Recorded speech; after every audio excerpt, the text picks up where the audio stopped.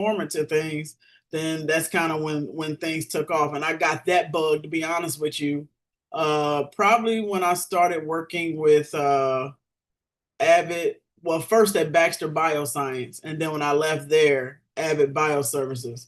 And Avid Bioservices at the time, they're a little bit bigger, but they're still a smaller player in the CDMO industry. But by them, unfortunately, at that time, kind of being operated like a family office. When I say it was a jungle, oh, I got some stories for Avid Bioservices, and nothing on the technical side was bad. All that stuff was good. It was good science. We had a very high success rate as far as batches getting out the door. But the other side of it, the business side of it, everything was still very much paper, and you still had one person per leading a department on the business side, if that makes any sense. Yeah. So a lot of stuff, a lot of information will be shared and passed around. And so I started paying attention to that because I was in a supervisor role. And so I had an opportunity to work very closely with the business development department and trying to bring customers to the door. And every time they have customers, oftentimes, depending on what modality, but they always included me because I could speak the language. And so when I got to see how much money was coming in and money was coming out, and I'm having a conversation with the business development person, I said, why aren't we charging enough? This, what you have right here is barely covering the salaries of my employees on the floor. And she kind of looked at me. I said, I'm dead serious. I said, you do know just because y'all consider it blue collar work, it really is white collar work. So they get paid or we get paid accordingly. And she's like, well, it's not my decision. It wasn't. But I just looked at it. I was like, oh, there's a real opportunity here. And then when I went to a bigger CDMO that I won't name, understanding their business side, obviously, I didn't get too much see because they're huge. But what I did get to see from the technical side is that you're this big company and your batch success rate is crazy. We had a customer needed 5 batches. We had already done 10 of them. Only 2 of them were successful. So we still had 3 more to do. And we're having this conversation with the customer, and I'm thinking the customer's going to walk away. Be like, you know what? Forget this, right? It doesn't matter. I've been working with you all these years. This is how it's been. I'm not spending no more money. It was totally opposite. The customer was so trained and used to the jacked up stuff happening. It was like, oh, okay, so how much do we need to write a check for?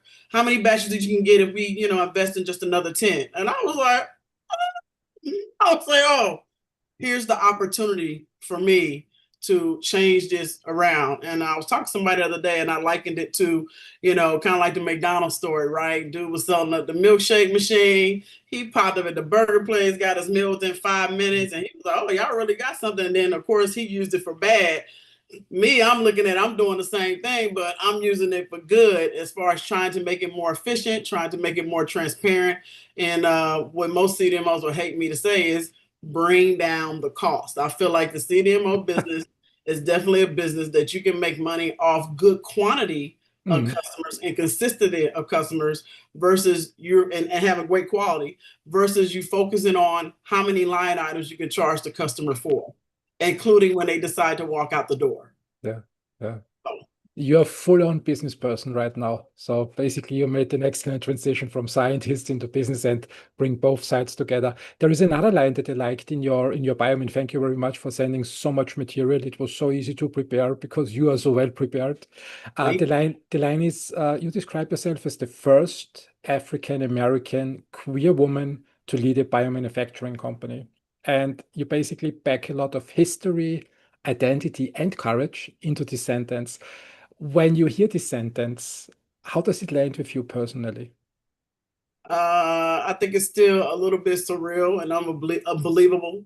Even though I've had this much traction to date, it's still something that, what you call it, they always want you to aspire to reach for something as an entrepreneur. I'm still very much reaching as we built this thing. But I like it. I think it says a lot, especially later down the line, when doors open for the next generation to see that, hey, there is an opportunity to do big business. I don't have to be an athlete. I don't have to be an entertainer. I don't have to, and there's nothing wrong with my small businesses in my community, but I don't have to just stop. I'm not going to say settle because I don't think any of those individuals settle. That's their goal and they do what they want to do and get as far as they want to get with it. But it's more of saying that it doesn't have to stop at small business. You can go to something bigger than that. And to be honest, ironically, is in entertainment. example I have of that is what was his name? Out of Detroit with the Temptations label that there was on a music group with a guy he worked at. I can't think his name, so forgive me. But he worked at the car manufacturing plant for General Motors, and then started his record label. What is it called? Hitsville. Hitsville is the record label. Motown. Thank you. Motown Records. So when he started that, is in this small building.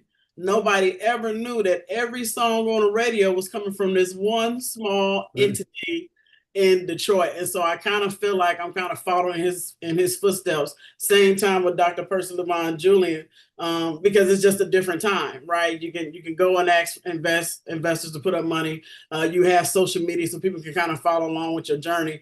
And so I feel like I got the best of both worlds in following that path. Yeah, that's true. You mentioned social media. How helpful is social media for your journey these days? It's very helpful. LinkedIn, I think I have over 7,000 followers that I just noticed recently. I had no idea it even grown that high. Instagram can be better, but it's not really the appropriate platform for my industry. But I keep it because some of the, a lot of the younger generation still refer to Instagram for everything. So for me, it's been essential. My degree, which I got the master's at Full Sail University, and it was in entrepreneurship, and we had to take all these marketing classes along with it. That really set me up right, even though I had no plans of going into entertainment, which is what Full Sail University is focused on, the entertainment industry. My goal was to take that knowledge I learned and figure out how I could package it and apply it to biotech. And I think it's gave me a bit of an edge to understand how to deal with social media, how to speak to PR, how to build relationships with those individuals in PR. And, I got a certain number of people in my Rolodex, and when something happened and we hit a milestone, I can send an email, and then the interviews just start coming, and I get the word out as I see fit. Isn't that interesting that I think 5 years ago, scientists and the entire pharma industry stayed away from social media, and this gate came down? How important is that, in your opinion, that we enhance communication with such tools in the industry to connect people? I think it's essential, just to simply break information down and not just share with our peers, but just the community at large. COVID kind of put biotech on this large stage to the point now my family finally understands what I've been doing for the past 23 years. At that point, for the past 20 years when COVID came. And so I think it's great. I think we're a little too late Yeah. to get to the stage, hence why we have the political climate and the issues we're having with HSS right now. Had we did it a lot earlier, I don't think some of these folks that had the opportunity to lead these organizations would have had a chance. If we would have did it a lot earlier in educating the community at large about what biotechnology is, what's their role in it, how they can contribute to it, work for it, and how it can help them and their families move forward. Yeah, I totally agree. It's an excellent PR tool, but the downside is that the focus span decreased over time. And I know that many people after 5 minutes get a little bit fidgety with their fingers and want to scroll on. So for those type of people who say, no, I need to move on, give me something that keeps my attention here on this live stream. What are the three core messages you want them to remember when they leave now? I would say, as far as I get it. This is not a sexy industry, right? It's a lot of jargon. It's boring. If you hated science in high school and middle school, you probably hate science as an adult. And, you do what you have to with your doctor. That's about it. However, I would implore you to do a little bit of research just to kind of get an understanding to see how you can participate, whether it's clinical trials, whether it's investing in biotech. The more collaboration we get from the local community, the more or the larger the voice we get for the local community, the more opportunity we have to make sure the industry is producing products to sustain health for all human beings around the globe, right? If you keep having one community louder than the other, or the other one not being loud enough and settling for subpar healthcare, then this cycle is going to continue. And so the best example I can give you that of I can see the example of what I'm saying is when myself as a startup founder, or when the startups that participate in my accelerator, we talk about that later, HelaPlex BIO, sometimes when they speak to investors and they have, whether it's a device, drug, take your pick, that may serve a community with unmet need, the number one question we get is, how do we know that what you're bringing to the market is viable? How do we know it will add value to those communities with unmet needs? What are those communities with unmet needs actually saying to you to make you think that this product is going to be successful once it hits the market? And a lot of times we are flying by the tail of our butts to answer that question, because the investor does not care about how well it works in the lab, how well it works in this and that and all these things. They want to know, is it an actual demand, just like any other business, for that product? And so again, the more community members start paying attention and sending emails to your political leaders, sending emails to whatever the startup ecosystem or life science industry in your local community, the better the outcome it will be for you as far as healthcare. You touched an important point. I also experienced the life science or biotech industry or biopharma industries as tech-centric. And when I came into the industry in 2006, I exactly had this situation that you described. I started asking about customers. Who are your customers? And the answer was always, yeah, we are in science, and don't bother us with these details. Why is that so challenging to bring this customer orientation into the industry, in your opinion? I think it's because science has traditionally put on a pedestal where it was out of reach for most of your lay community members. It isn't even thought of until they happen to get sick, or a family member gets sick and they're like, well, where is this? Where is that? And all of a sudden they're taking these medications, or the family members are taking medications, and it's not working as it say it would.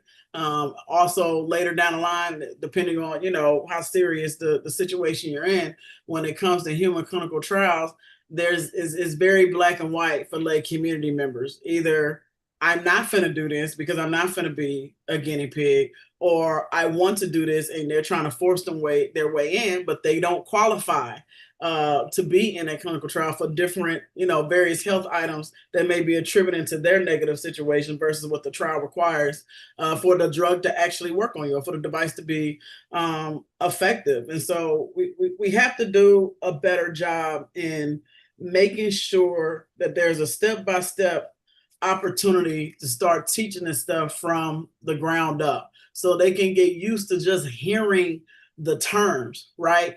When patients, give an example, when patients hear cancer, it's an anxiety thing. Even now, I'm a scientist, right? If I got the diagnosis of cancer, I'm probably going to be in shock. I'm probably not going to say nothing for a few days. I'm probably going to get a lot of second opinions before I let my family know what's going on, versus with my science hat, it's like, cancer? Oh, okay. Well, what type of cancer? All right. Well, here are the different options. Here are the different things, whatever. And so it's less anxiety, which automatically puts me ahead of a traditional patient, because I haven't induced this fight or flight situation. And now I can go through the treatment a little bit calmly, more than most folks, if they have nothing but anxiety around it. And I think what the community understands is that the anxiety piece and not being familiar actually does more damage to your timeline to get back to better health than somebody who comes in with more of an open mind, trusts the science, bring in whatever family member that gives you the warm and fuzzies. Another thing is, ironically, as we increase numbers, we still need a lot more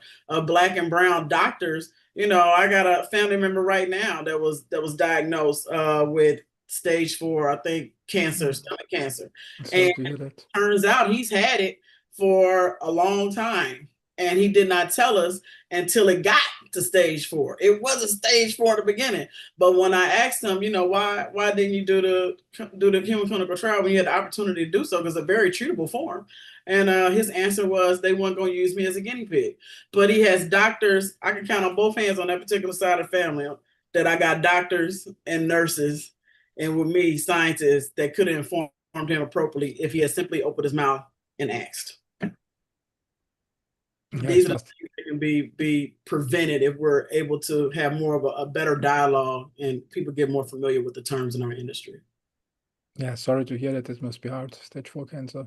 It is, but he's doing better. So I like to say, God has the last word. So because he's way further than what we thought he was going to be, and he's getting back to himself.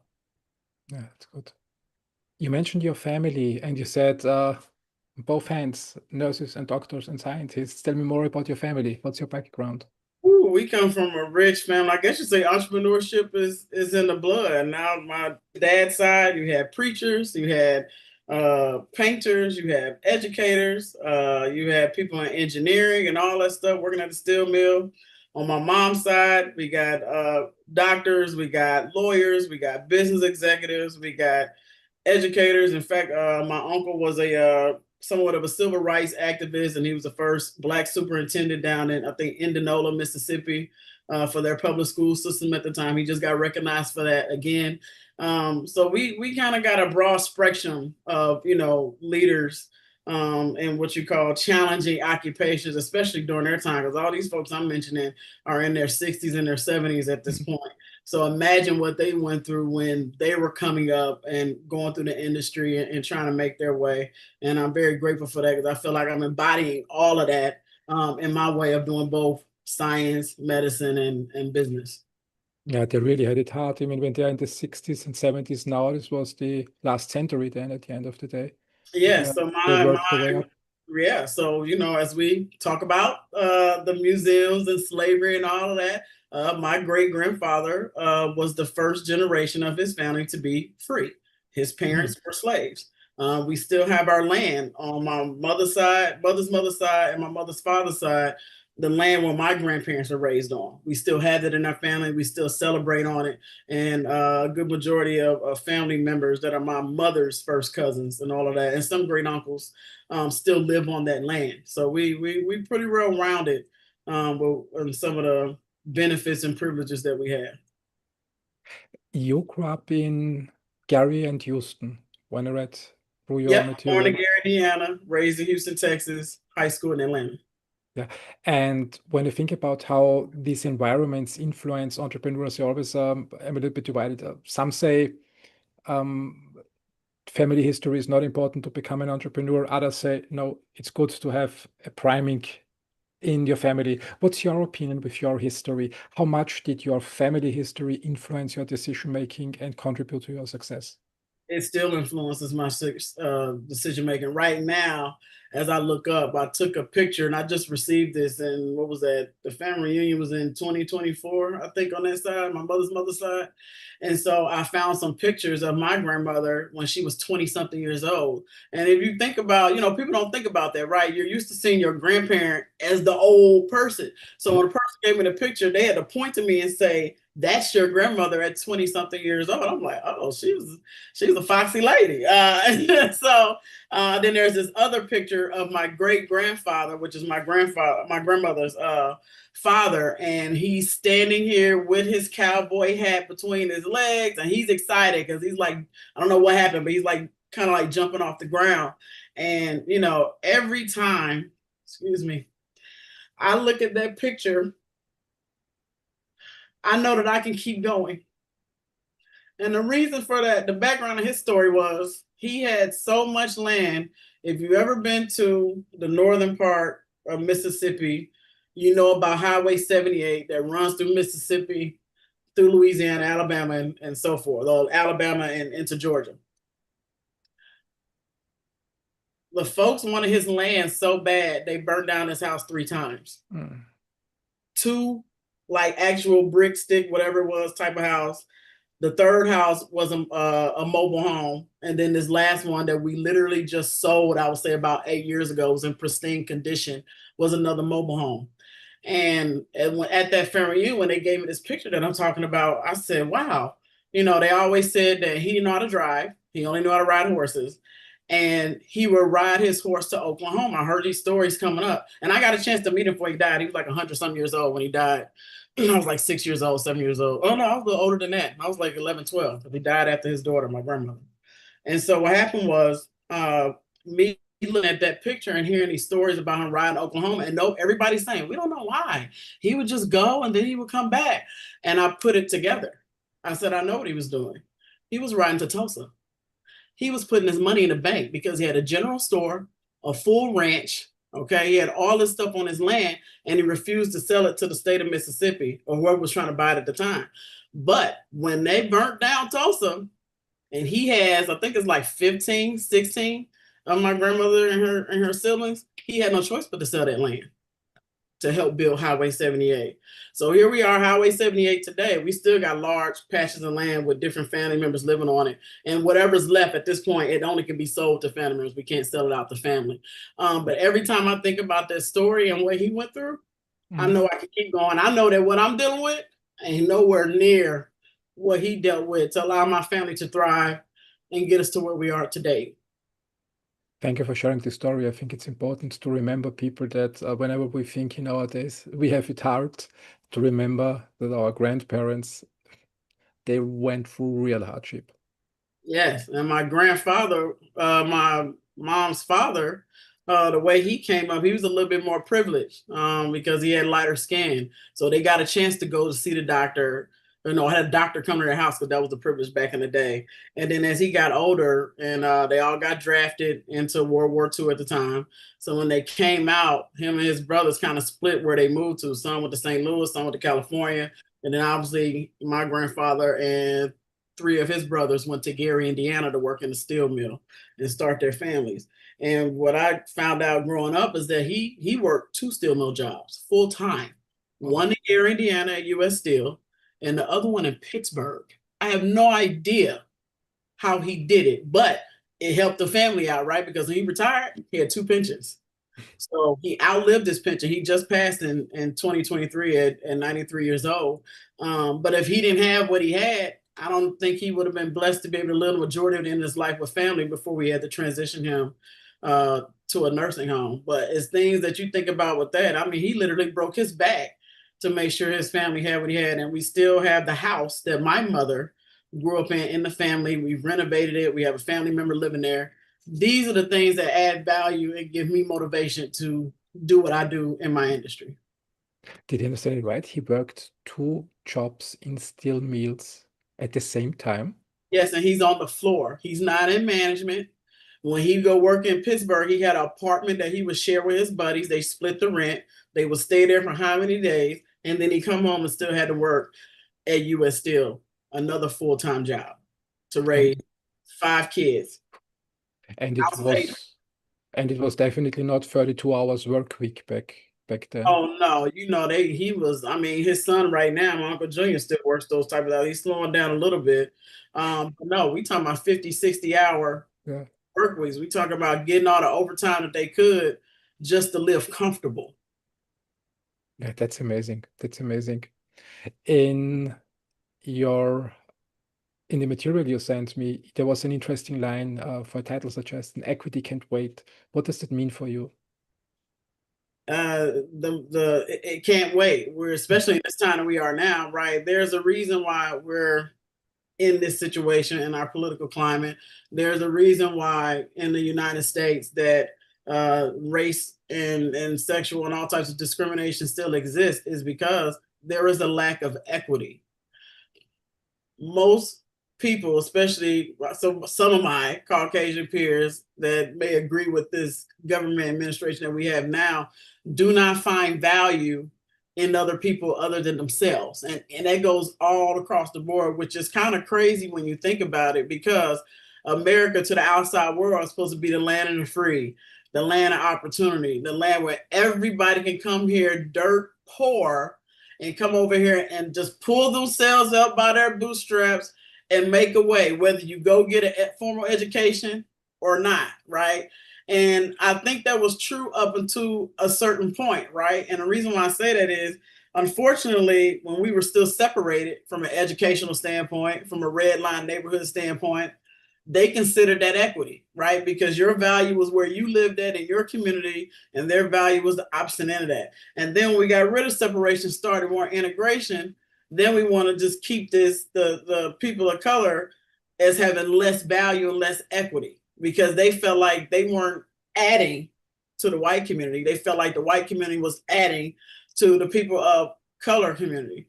And I just feel like if we just get rid of paying attention to all these differences, if you like chicken and I like steak, Great. I like women, you like men, whatever. You like both, have at it. But that should have nothing to do with how we treat each other, how we value each other equally in all things, economics, healthcare, whatever. At the end of the day, we're all humans. And I went to this, as an example, I went to the, I don't know if you've ever been or heard of it, it's called Bodies. It's an exhibit that we have here in Philadelphia at Franklin Institute until next week. And I have been knowing about this since I was a little girl, but this was the first time I got to go last week or week before last. And when they have these statues, these are real bodies, right? That they strip the skin.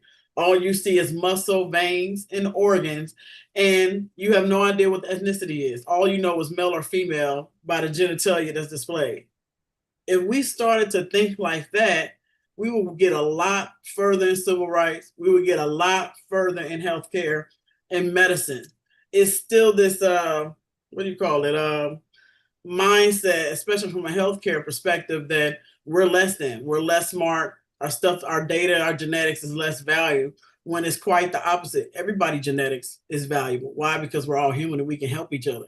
So we was to get beyond this. And again, equity was given to everybody as far as human beings, then we made to move forward and work together a lot better and stop things from, I don't want to say stop, but prevent, make less occurrence of administrations that we're under now. When you explain this, it sounds so logical. So, I mean, one likes this, the other one likes that. So we are both humans. Let's get along well.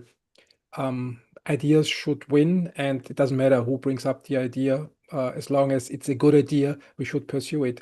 But when I look at humans, when I look at the newspaper and read the headlines, it seems that we humans, and me included, obviously, have really a problem with getting over our biases. Did you ever find out for yourself why it's so hard for us humans to not follow the logical path and say, let's work together, but rather stick to our biases and say, yeah, well, I'm white and I want to be with white people, and another one is black, and why not? Can you stay with your people? Why is it so hard for us humans?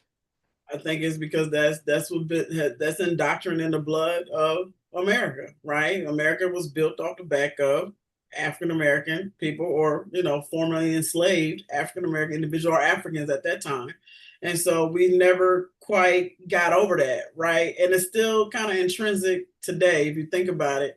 Especially in my industry, you don't see a lot of African Americans in leadership roles.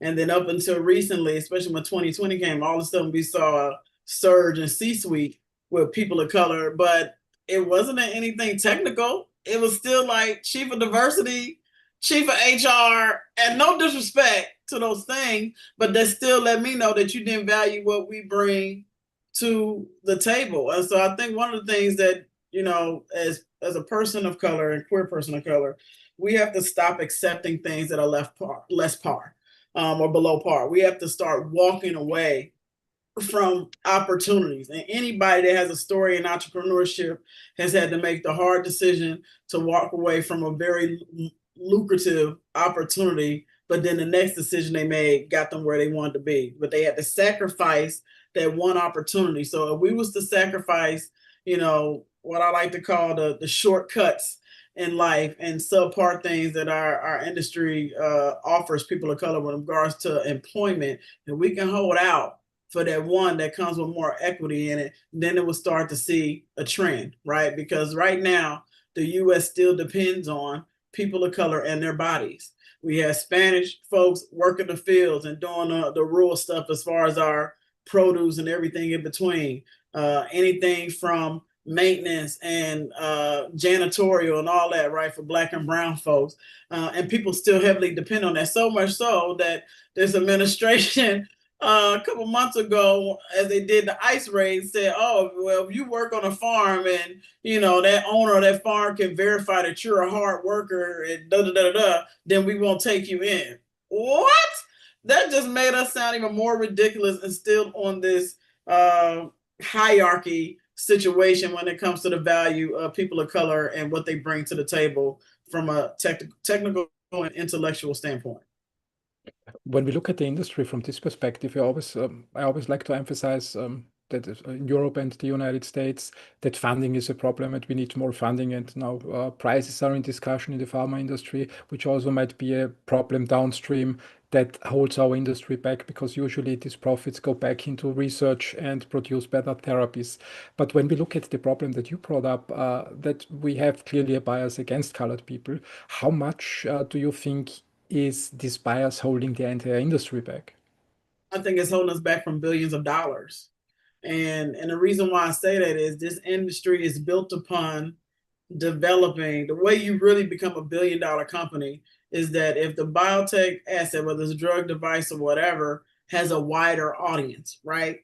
Even rare disease, even though we consider it a small audience, is still in and itself a big audience if you get rid of the bias, right? Stop trying to do sales because you only want to have this representation outwardly that you do this kind of business with these kind of people for these kind of people. It makes no sense to me, right? I'll tell you, the industry that's kind of becoming, it ain't all the way there, agnostic to biases from a sales standpoint is the entertainment industry. No one cares if you come to a basketball game and you're gay, you sit down. No one cares if you come to the movie theater with your partner and sit down. If you're a person of color, you watch this movie. I give you one better. People talk about rag on my boy Tyler Perry all the time. And when I lived in LA, I worked in Thousand Oaks. So I think I was working at Baxter Bioscience at the time. And me and some friends went to the movies and they called me off guard. I said, what movie are we going to see? And at the time it was a Tyler Perry Christmas something, right? And I was like, y'all want to go? Like, I'm the only black person in the group going. And so when I went to that theater, I think it was in Ventura. When I went to that movie theater in Ventura, California, it was only like a handful of folks that looked like me. This thing was sold out, full of majority white people, some Spanish people, and about small of us that was black. And I was just like, wow. But I thought about it from their perspective. What Tyler Perry does is he doesn't try to be something that he's not with his films. It's very transparent. It gives you a lens into the African American culture. I can attest to that because I can relate to it greatly with some of the characters. And it's unapologetic, right? And so when you think it from like that, why wouldn't a white person want to come see it? How else are they going to learn about Black culture if they don't see something like that on the screen? And then you start to understand, oh, that's what that word means. That's what they're referring to. That's that type of food. Back to life sciences, it's the same thing. What we're doing is for the human race, not for white men, white women, black men, and so on and so forth. It's for all humans. And until we get that through our thick minds from a business standpoint, right, the more collective power we will have in times like this.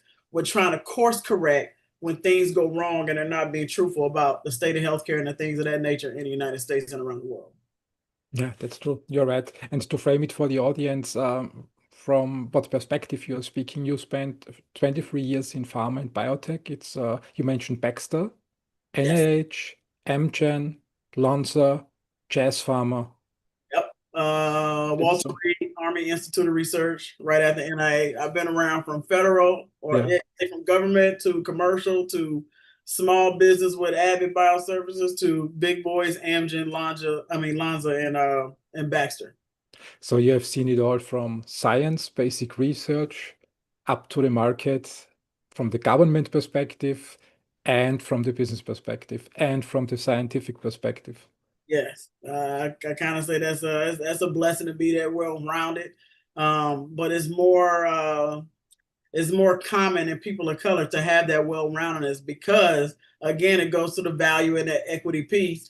We have a hard time being promoted with the companies that we're at, and so oftentimes to do that I had to move around every 2.5 3 years to get that promotion. And it's funny because that's how companies recruit us as well. Well, if you come in, put in your time, we'll have an opening soon for this and that and the third. And they do all that. You get there, then they give you the excuse that they don't have the money, or this person's been longer than you, so we had to do this. Or this is one time I got the excuse of it was a leadership program that Baxter was doing at the time. And so that's how they got me from Andrew. Hey, you come over here as a temp.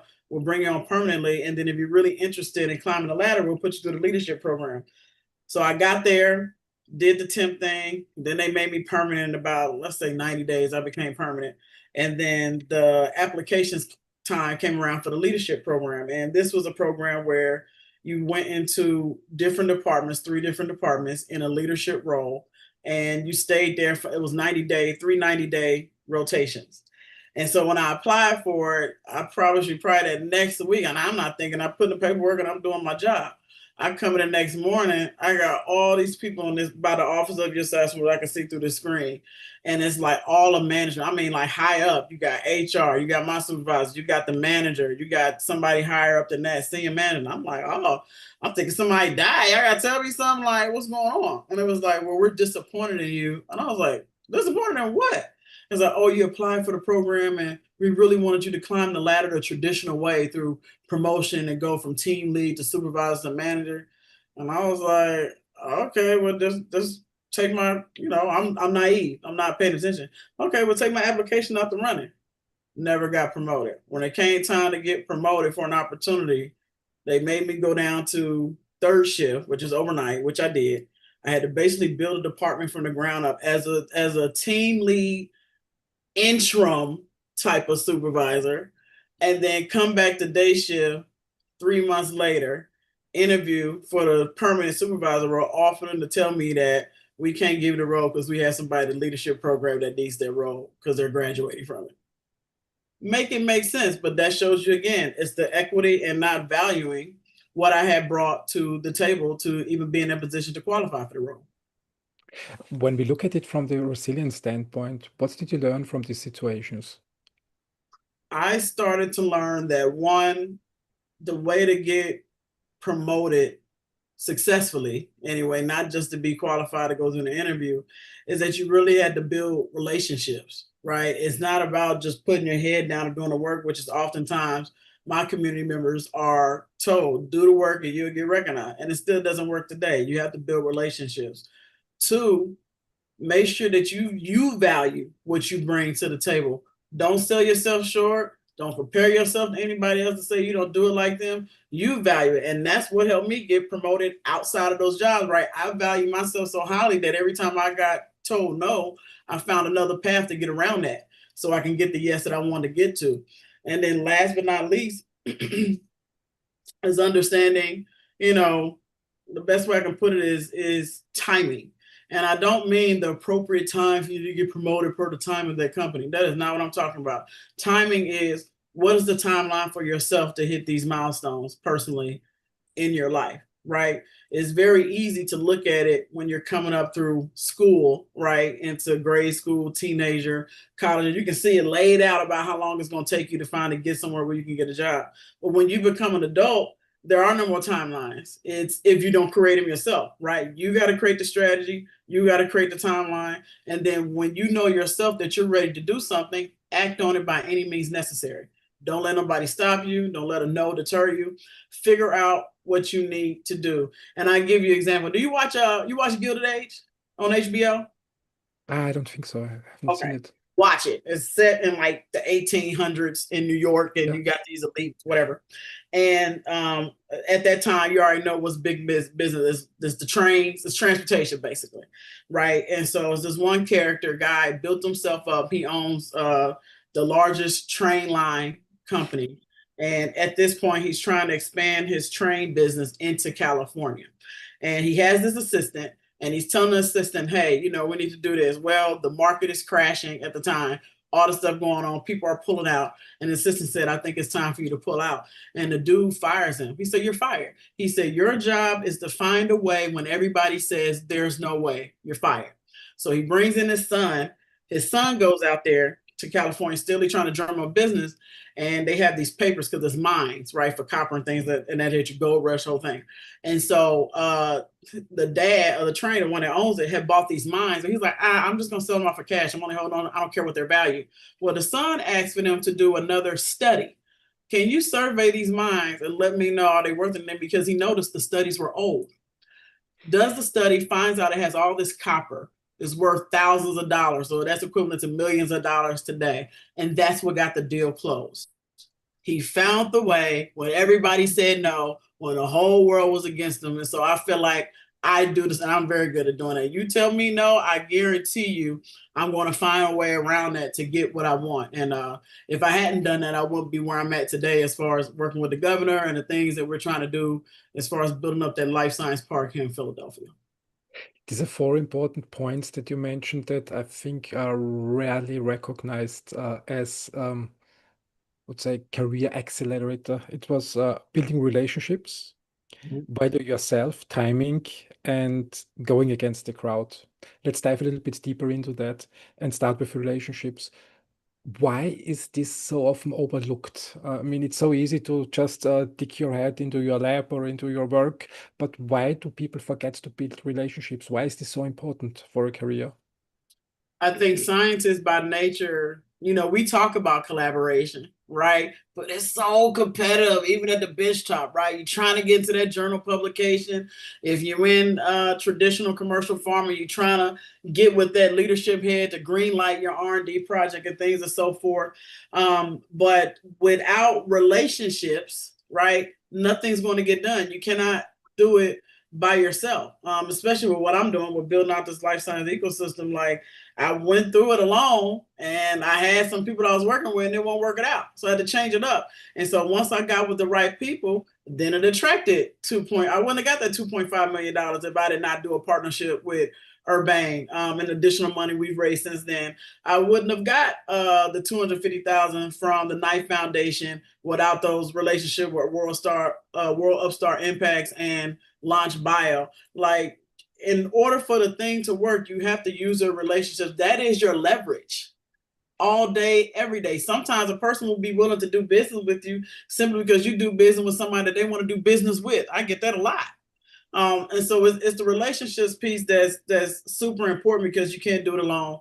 It takes what they say, it takes a village to raise a child. It definitely takes a long, big circle of great partners and strategic partnerships to build a successful commercial company, industry agnostic. What's your recommendation to young entrepreneurs who listen to this episode? How should they build relationships? View relationships as part of your strategy. Don't look at it as if they're going to take your idea or try to steal your company, both of which have happened. I've had somebody that tried to do a hostile takeover. I've had people steal from me and whatever the case. What kept me moving was, okay, well, they can't do it without me. That's the thing people forget. Your relationship is not about how people can help you and what they can do for you. It's also about what you can do for them and how they can use you as leverage to help their individual business, including the one that you're collaborating on. So, even some of your enemies, and I won't say any names, well, actually you'll find will be good strategic partners, because most times you consider them your enemy simply because you're doing the same thing. They may be doing a little bit faster, a little bit better, but if you put the, again, bias aside, then you may have some fruitful relationships that you never thought would even happen because of the way current things are. Yeah, that's important. The second point that you mentioned is value yourself. Why is this important? Say it again, whether. The second point is value yourself that you mentioned before as an important career accelerator as a factor. Why is self-worth, self-valuing so important? If nobody gonna believe in you, who will? Right? I just read this book, or just finished this book the other day by Will Packer. It says, "Who better than you?" is what it's called. The Art of Healthy Arrogance and Dreaming Big. And I took a lot from that book. And Will Packer is a big time executive producer in the entertainment industry. So we're in two totally different worlds. But the principles that he lives by to make his business a success, I can definitely relate to that. And so basically the whole concept of the book is about, if you don't value yourself, if you don't bet on yourself, how do you expect when you speak to people for them to jump on board, collaborate, or greenlight your project or invest money? The more excited you are and the more you can demonstrate that you have skin in the game, whether it's money or not, the more enticing and appealing you'll become for somebody else to start getting involved or invest in your company. It's the number one thing that you have to value yourself and what you bring to the table. At the end of the day, when you're building something or you're trying to achieve the goal, nobody's going to achieve the goal of you. So you have to do all the things and have this well over high belief in yourself that you can achieve it in order to make somebody else believe that you can actually pull it off. Mhm. I know that many people have problems with that, and they just are taught family history or in school that they should not shine too much because other people might look dumb and not good enough, and just to be a good sport, just be a little bit calmer. What's your advice to people when they go into business where it's important to shine and where it's important to value yourself and explain what value they bring to the table? What's your advice to them? How should they do it, and why should they do it? You should be your biggest cheerleader in all ways that's possible. And I got a story for that. One of my cousins, Clarence Lyles the third, based in Indianapolis, has a successful engineering construction company. They do a lot of like, what do you call it, green wiring.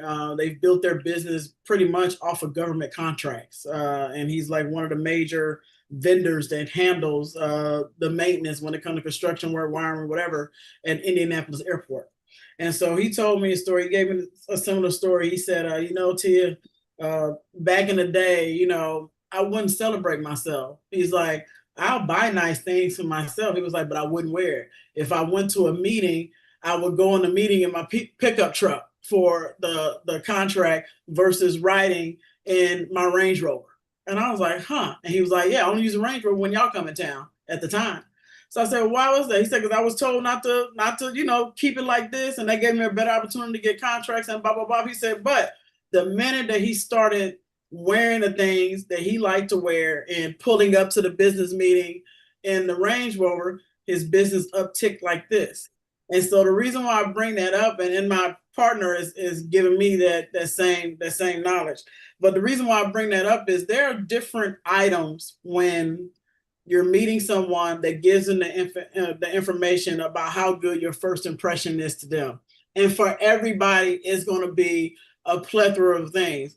Unbeknownst to me and my cousin, ours is more of the knowledge piece, the energy piece, how well the discussion goes, how much you know about the industry, that stuff like that. But most people are looking to figure out if you can play on the same level as them, right? Especially in a climate like this. If I pull up in a Range Rover or I walk in wearing Louis Vuitton shoes or whatever the case may be, some people may think it's flashy. Whereas the businessman, right, the one that might be holding a purse, will say, oh, they look like they can play on my level. I'm interested. Let's dive deeper. Let's talk about this, right? These little things are gateways. And it also shows, again, how much you value yourself and how much you feel like you bring to the table if you're totally comfortable wearing those things and still handling business and not being so conceited or what's the word, uppity about it. You still have a balance about yourself. And so I've started to take that into consideration as I move forward my business. I've always came prepared, nice haircut, suit, whatever I need to do to get it done. But now I'm doing those little things that kind of indicates, what I bring to the table and how I value myself for other folks to start taking me a little bit more seriously. Yeah, that's true. How you carry yourself makes a difference in meetings. It's just walking in confident, straight spine, smile on your face. Right. Just And have then the little things.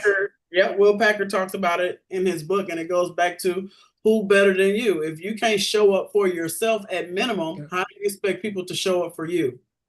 yeah, that's true. That's true. And when I look at the stars, I think they really embody that spirit. So people who are extremely successful Right. At all costs, right? Because at all cost. right. Kirk Franklin just did a documentary, or whatever. I learned about his story. But he was saying that, shoot, he was at one point about to file bankruptcy, right? His music, he hadn't done a new album in a while. Music was slumping. And he said, but his wife had to tell him, you can't go to that meeting with no haircut. You can't go to that meeting wearing this and that and the third. Still put your stuff on. Present yourself well, because then that indicates to people that regardless if they know the truth about your numbers and how well you're doing financially, that you still know how to take care of yourself. And more importantly, you manage your money well, right? Even though you might be in shambles, the fact that you can show up for yourself with the presence that they're used to seeing you in and still conduct business, it lets them know you know how to weather the storm. Yeah, Yeah, that's true. It's a great story. It's a great story. The third point, this was really striking. I never thought about it. Timing. You mentioned that in school, university, you always have your timelines and your timetables, and you know what box you need to tick at which point in time, and to go from one level to the next level. And then you're an adult, and suddenly there is no timeline, and you need to develop it for yourself. After you sell it, you say, "Huh, yeah, that's right. I never thought about it." Why is it so important? Because if you don't have a sense of timing for yourself, and what I mean by that is if you don't have a strategy and a timeline of things that you want to get done, whether it's for the day, throughout the week, for the year, for the month, you're gonna feel down in the dumps. You're gonna feel like you're a failure because you're this non-timing that you have of things that you think should be happening as soon as you open your mouth and as you see fit. You got to understand your time is not their time and their time is not your time. So you may be on a timeline where you're feeling desperate, right? Because you ain't got no strategy. You just know that you got to get A and B to get C out the door. And when you're having these conversations, these folks may be already executing C. They don't need you, right? At least not right then. So they say, right? Yeah. But if you do a strategic timeline, which I'm still learning to this day, and you have a bit of patience and a strategy to get to these goals, right? Critical strategies. Then when somebody say, okay, I'll get back to you in 2 weeks, now the anxiety is gone. Hey, you've had that meeting, you've gotten a second meeting, you've gotten a third meeting, and there's no anxiety. You're cool, calm, collected, and lets the other person know that you know how to handle business and manage your time and manage your finances without them even knowing it, because you're being patient as you go through the deal process with them. And that took me a minute to learn. Even me having doing goal settings of calendars and planners and all this stuff, I was still be in this situation. I'm like, this has to be done on my time, or I'm not going to do it at all. And there's probably some opportunities that I missed at that time as I Yeah. evaluated. But as I'm going through this new ideology that I'm explaining to you now, I think is going to allow me to be a lot more successful because I'm waiting for the appropriate time for that door to be open where they say, you know what, Tia told me about this and I didn't listen, or we didn't listen to it, or we didn't think it was there. She was actually ahead of her time, which is mostly how entrepreneurship works, right? It's not about solving a problem at that moment. It's solving a problem today and having a plan and a strategy and a timeline to continue to solve that problem later down the line in whatever iteration it looks like. Hence, tech startups and the iteration of MVPs and so on and so forth. So that timing is extremely important for you to pace yourself, reduce stress, and have a realistic strategy so you can meet expectations of your investors or of your employees or whatever you have, or even market expectations to hit your goals at the appropriate time. Absolutely important. I totally agree. When you can't do it for yourself, or when an entrepreneur can't do it for themselves, they can't run a business at the end of the day. So it's when they don't put timelines for themselves and a strategy and a roadmap and say, what do I want to achieve next week, next month, in 12 months, they can't do it for a company either. And it's so subtle little things that you mentioned, like offers. When you send an offer, put a timeline on it and say, in 3 weeks, it is off, and then Right. stick to it. Right. And even with management of your personal time, right? Yeah. So I'm 41. Something has happened. Like, it is a struggle. I used to be able to get up at 6 in the morning with no problem. Nobody told me when you hit your 40s that this shit just, excuse my language, just changes overnight. And I'm like really like punishing myself. Like, well, and I work, entrepreneurs, you make your own schedule anyway. So it's really like, why are you stressing? Right. But at the time, I was like so upset with myself, and I'm steadily trying to do all this. And so my sleep and everything is all over the place. I said, you know what? All right, my natural clock, my body right now no longer likes 6 to 6:30. It prefers 7 to 7:30. Mm. So how about I just adjust to that? I got a Calendly account so I can quit double booking myself, and made sure that people can only book time with me. And I'm putting the cat out of the bag, but you only can book time with me between 10 and 12. And then I have a break between 12 and 2. And then it starts up again from like 2 to like, I think the latest time I got is like 4 or 5 during the week. And then Friday is only 10 till 2, right? Once I started doing that, and meeting my body where it was at as far as exercise and working on the gym with all the stuff I need to do, then all the stress came off. Yeah. Then I got settled into the timeline about what it takes to get to whatever goal I was working on. I'm less stressed. I'm a lot more happy. More importantly, I'm able to sleep better at night and I get up on time. Yeah, totally agree with that. And currently, the tool you mentioned is just excellent. Yes. Absolutely, absolutely. And it took out so It's much stress. expensive if you got more than one email account, but it's Yeah, worth it. yeah, that's true. And the fourth point, you brought this nice anecdote from the series, from the HBO series, going against the crowd. It's important for entrepreneurs, I know, but it's extremely hard because are we humans wired for that? To just believe in a yes when really, literally everybody says no. Most humans are not, right? I think the only people that are wired against the word no are two types of people. I would say sports athletes are wired against no. They always gonna prove somebody wrong with their stats or their physical ability. And the next point I would say is probably civil rights activists. They're always going against the word no, right? And so growing up, my mom had me watch Eyes on the Prize. And of course, I didn't know what I was looking at. But I'm like 3 years old. But what I noticed was, even though it was like, oh, there's so much going on, and you see, the old video of Martin Luther King them being squirted with the water and the dogs and all that when they was doing the whole Selma thing. And so I thought to myself, but at the end, it came out on top. He got the government to change and got all these civil rights and things implemented, and that's great. And so I took that and I said, dang, no matter what you do, no matter how many times they say no, if you're persistent enough, willing to go through the pain and aggravation and the mental stretching back and forth of you feeling like you're not worth it, or you feeling like the imposter syndrome. If you can just have mental strength to get through that and be persistent, you're going to always hit your goal. And again, it goes hand in hand. Going against the grain has to be what? In the timing. Right. So sometimes as I strategize for whatever I'm working on, I built it into my timeline that, okay, I'm going to get here. I'm going to try to negotiate this thing. When they say no, then I'm going to pivot to over here, or I'm going to pivot over here based off when they say no and why they're saying no.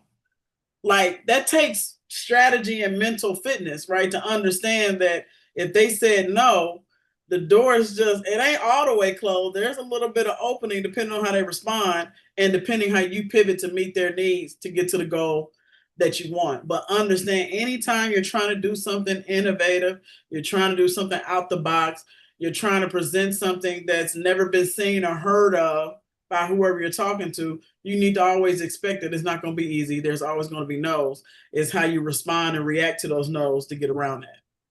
Yeah, that's true. And mostly overlooked in everybody wants to be a successful startup entrepreneur, I feel these days when I talk with people. But the way to become successful is, I don't think anybody wants that. No, I tell everybody, if you want a steady paycheck, low stress situation, yes, go be an executive. Not even a small business owner you can be, right? It's the same thing as entrepreneurship, but just go be a business executive, go teach, go do something else Mm. where you have less skin in the game, and more the onus is on the person and how they receive you for them to be successful. But as an entrepreneur, we're always in the seat worrying about how we're being perceived to hit those goals, because it's just the way it goes. So you want to be entrepreneur. I don't recommend this to anybody that don't like the word no. If you don't like the word no, don't come over here. I mean, by listening to you, I had one thought. I mean, what you actually do is making a case for business planning. Have a timeline, have your goals, have a strategy, have a roadmap, expect that it will be hard. And also then I assume work out some cases which you mentioned. Okay, when they say no, I pivot to this. So you have your best case, your medium case, your worst case. But when I look these days on social media and entrepreneurship, many people say, forget business planning. Nobody needs that anymore. What do you say to these people? I said that you're lying to yourself And whoever's watching your video, you're giving out misinformation. Do not believe the hype, right? That's why you see so many people on social media claiming to be social media, whatever, personality, whatever they call themselves, and they got like 30 followers, but 2,000 videos. Obviously there's a strategy to do this. Otherwise, you wouldn't be sitting where you're sitting if it was just that simple, right? If it was just that simple, you wouldn't have a Jordan. If it was just that simple, you definitely would not have a Kobe. If it Yeah. was just that simple, you definitely would not have Obama, former President Barack Obama. If it was just that simple, you wouldn't even have a Trump. And somebody gonna hate that I say that. But in all his craziness, he has a strategy. If you watched, I've been watching documentaries on this dude, and people gonna hate me for saying this, but he has a rhyme to his reason. And I have to admit, even though I don't agree with majority, if not all the stuff that he's doing in this role as a president of the United States, I do have to give him kudos on being very strategic, as cuckoo is. And it's this one documentary where I learned about from one of his main mentors that kind of, in addition to his dad getting real estate, he wanted to take the real estate thing to further. And he got with this guy. And this guy was not on the up and up. You know, he was, I think, a lawyer himself, and was very strategic financially. And so, but he taught President Trump what he knows today. And one of the biggest lessons I learned about Trump with his strategy is that he always paid attention to timing. He always went against the no's. He always had collaborated with the appropriate people, even though 9 times out of 10, he would let them down because he would do something crazy once he got what he wanted out of them. And then last but not least, can't nobody tell Trump his stuff don't stink. In his eyes, it smells like roses.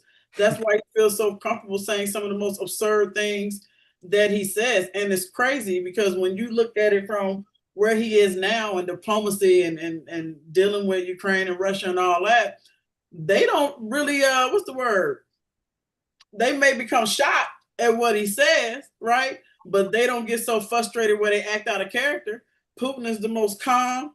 I can't even imagine how that conversation went with Trump being as loud, boisterous, unexpected as he is, right? And then Putin just sitting there calm, cool, collected, and standing on his beliefs about what he wants to do. And so translate that to business. What I've learned is that without those core things, you have no business, you have no goals, it's never going to work, right? Businesses don't fail necessarily all the time because they don't have the right product or they don't, have the right target market or whatever. Businesses fail because they don't have a strategy to weather the storm. The best example I can give you of that business is Apple. Y'all know about Apple. Y'all remember the computers back in the day. And then you remember when they came out with those stupid Apple computers shaped like Apple. And I was a freshman in college, senior in high school, freshman in college when they came out. And so I never forget, my mom was trying to buy me a laptop. And I walked into, Circus City at the time. And Apple will have their own section in Circus City. Like you come through the Circus City door, there's Apple right here. They got their separate door and they separate, and then you go further, you're in the full Circus City store. And so I'll never forget, I walked in there, the Apple section was always empty. So empty, the shit had dust.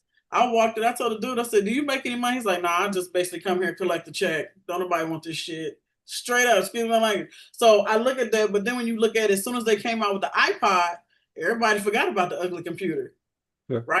You got the iPod. And then when they came out the iPhone, and I just told the story the other day, I said, nobody believed that, even I didn't believe the iPhone would take over the way we did. I had my BlackBerry World Connect, baby.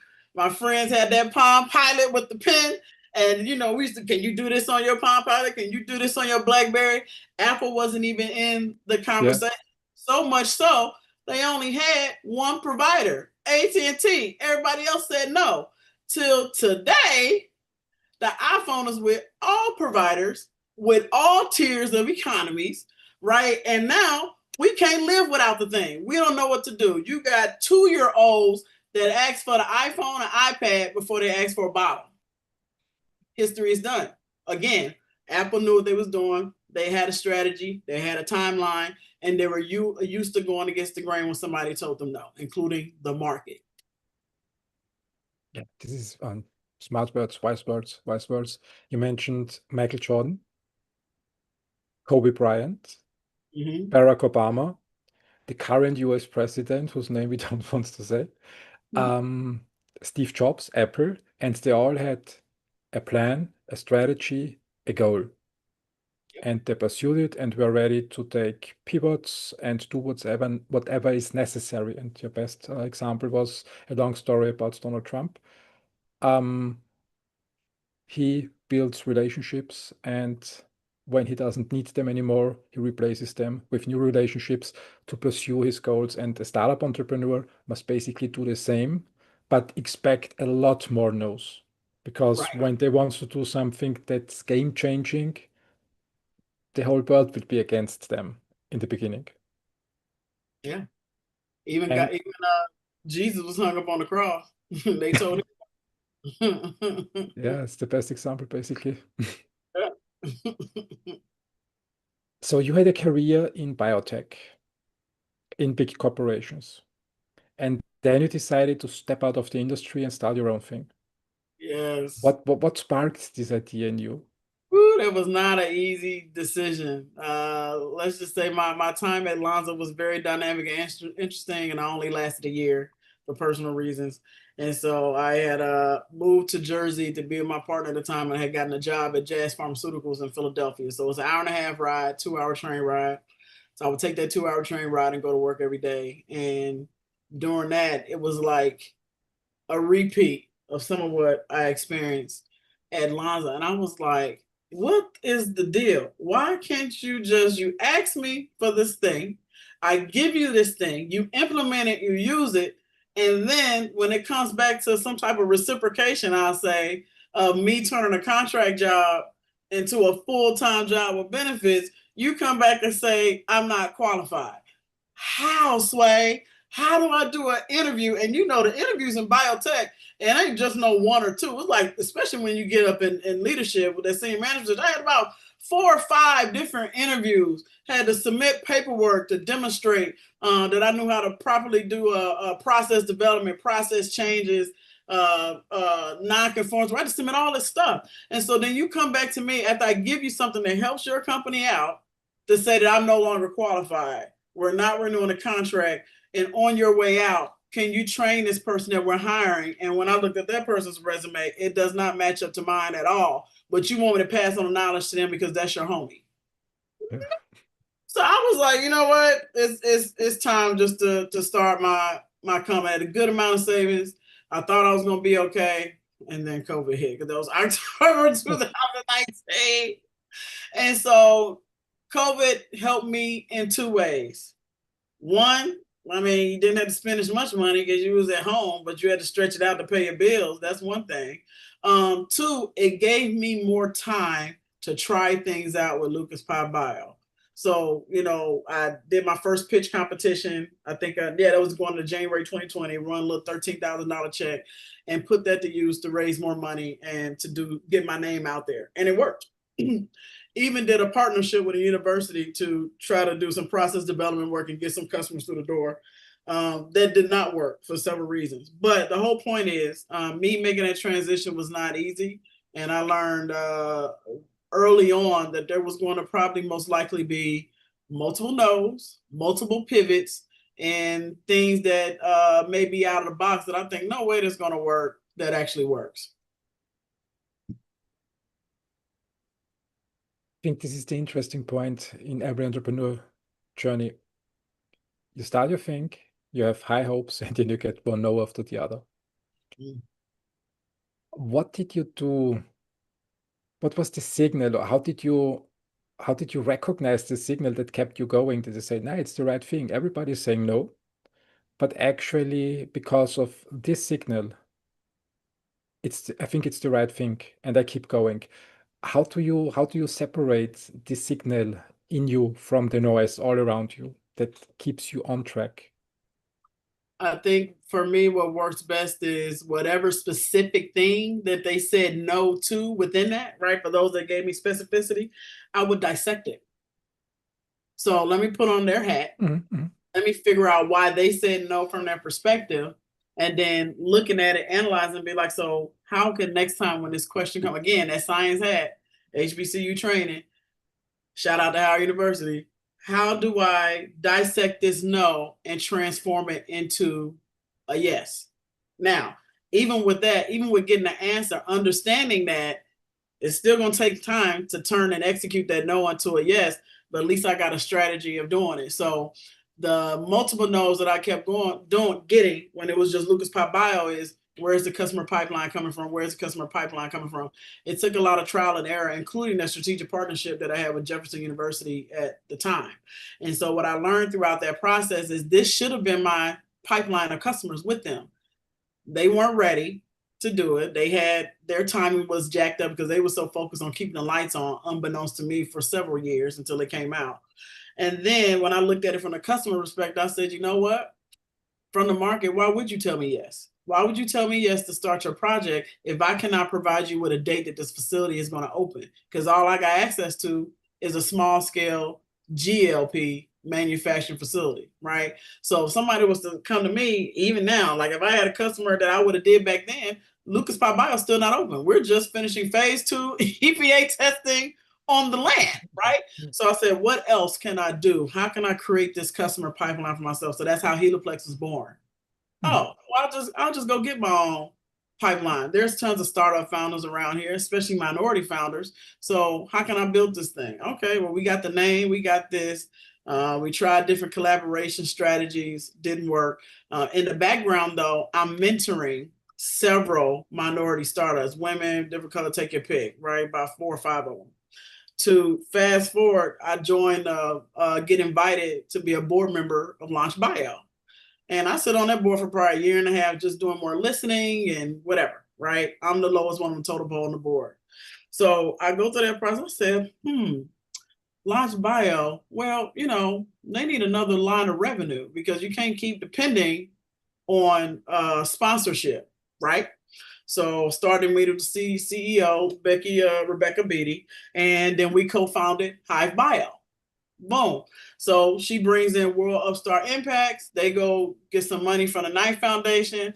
Now we have Hive Bio. Now I got a built-in pipeline for the future. And all those folks that I was mentoring in the background, like I said before, when I was fooling around with Jefferson and all of them, now majority of them are in my pilot right now, right?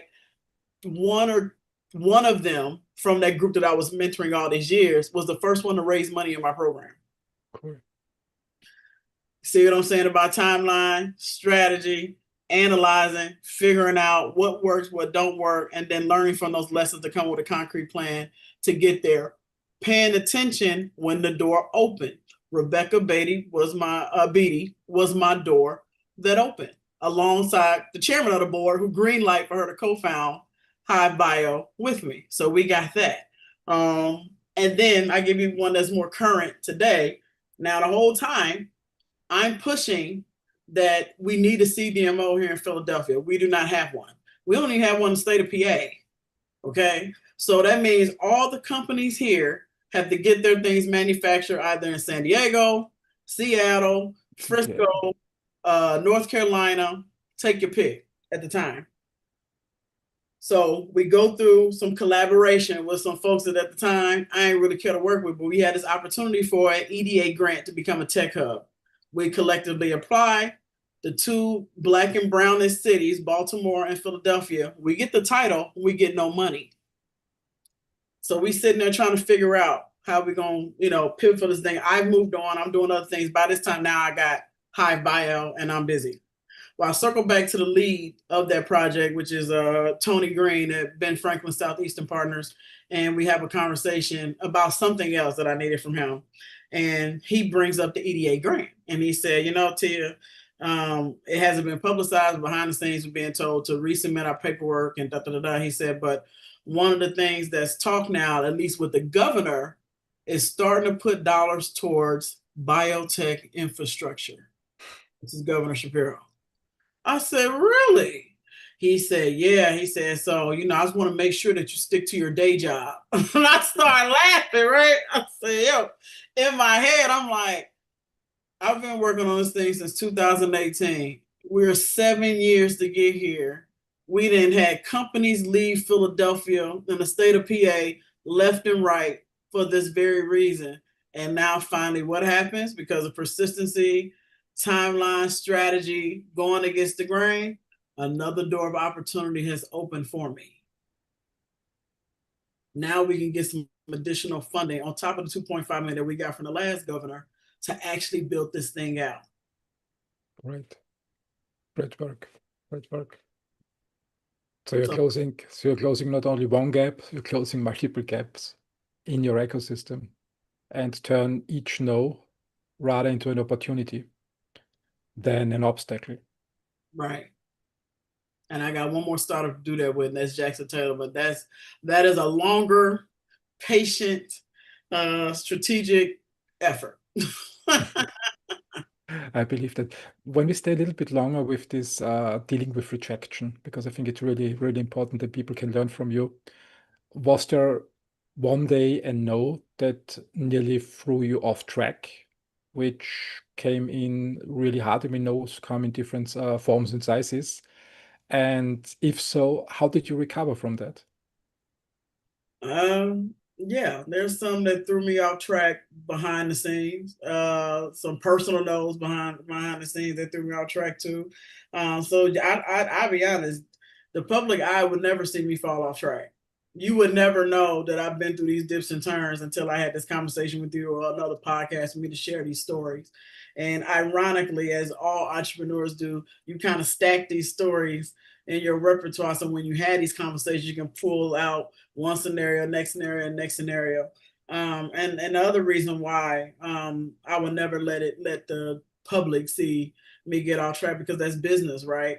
When the market gets off track with your business, that is very public, right? The housing crash or Wall Street look crazy. All these different type of things. You got the employment, Black women, 300,000 Black women have been fired since this new administration and getting rid of DEI. That's the market showing trouble and uncomfortability, right?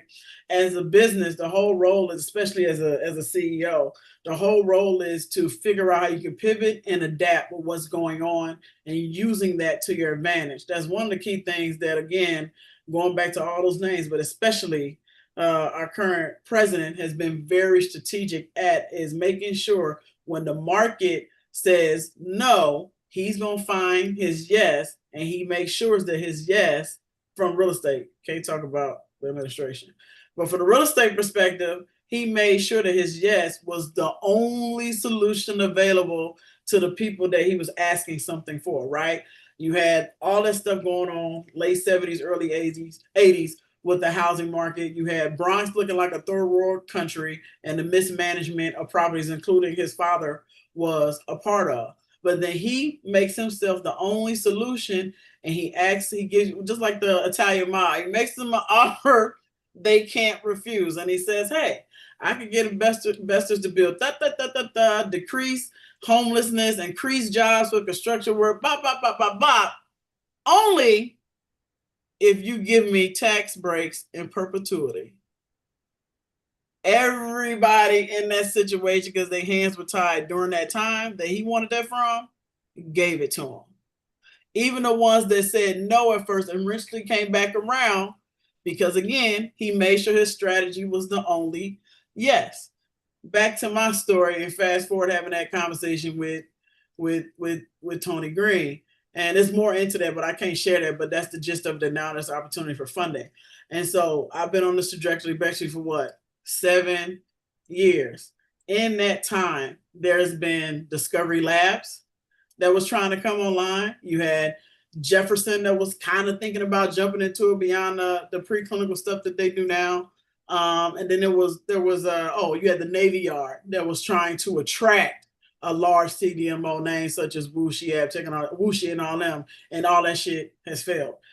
Even this next one they did, the customer came, looked at the build out because they built it out on spec and said, yeah, we're not moving in, and left. So now they're left with what, 200,000 square foot facility sitting there empty that they can't do nothing with. The point is, I withstand all that. Tia was the lowest one on the totem pole. Tia might not necessarily had the right partners or the right lawyers with connections to get access to money. Discovery Labs, and this is in public paper, are now being sued by their investors because they haven't been able to get their thing off the ground. The lowest totem pole that all I had was time, strategy, and the right relationships, that I never asked for anything except to just be in contact, share ideas, collaborate like we did on the EDA grant, all these different things. Now we at a point where the door is open and it's about to be the right time. And through all of that turmoil, to get back to your question, I kept it cool, calm, collected. Now behind the scenes at home, I'm cussing. I have my little happy hour drink. I got my little cigar spot that I like to go to. All this different stuff behind the scenes. My family's probably going through it with me because I'm not necessarily in the best mood.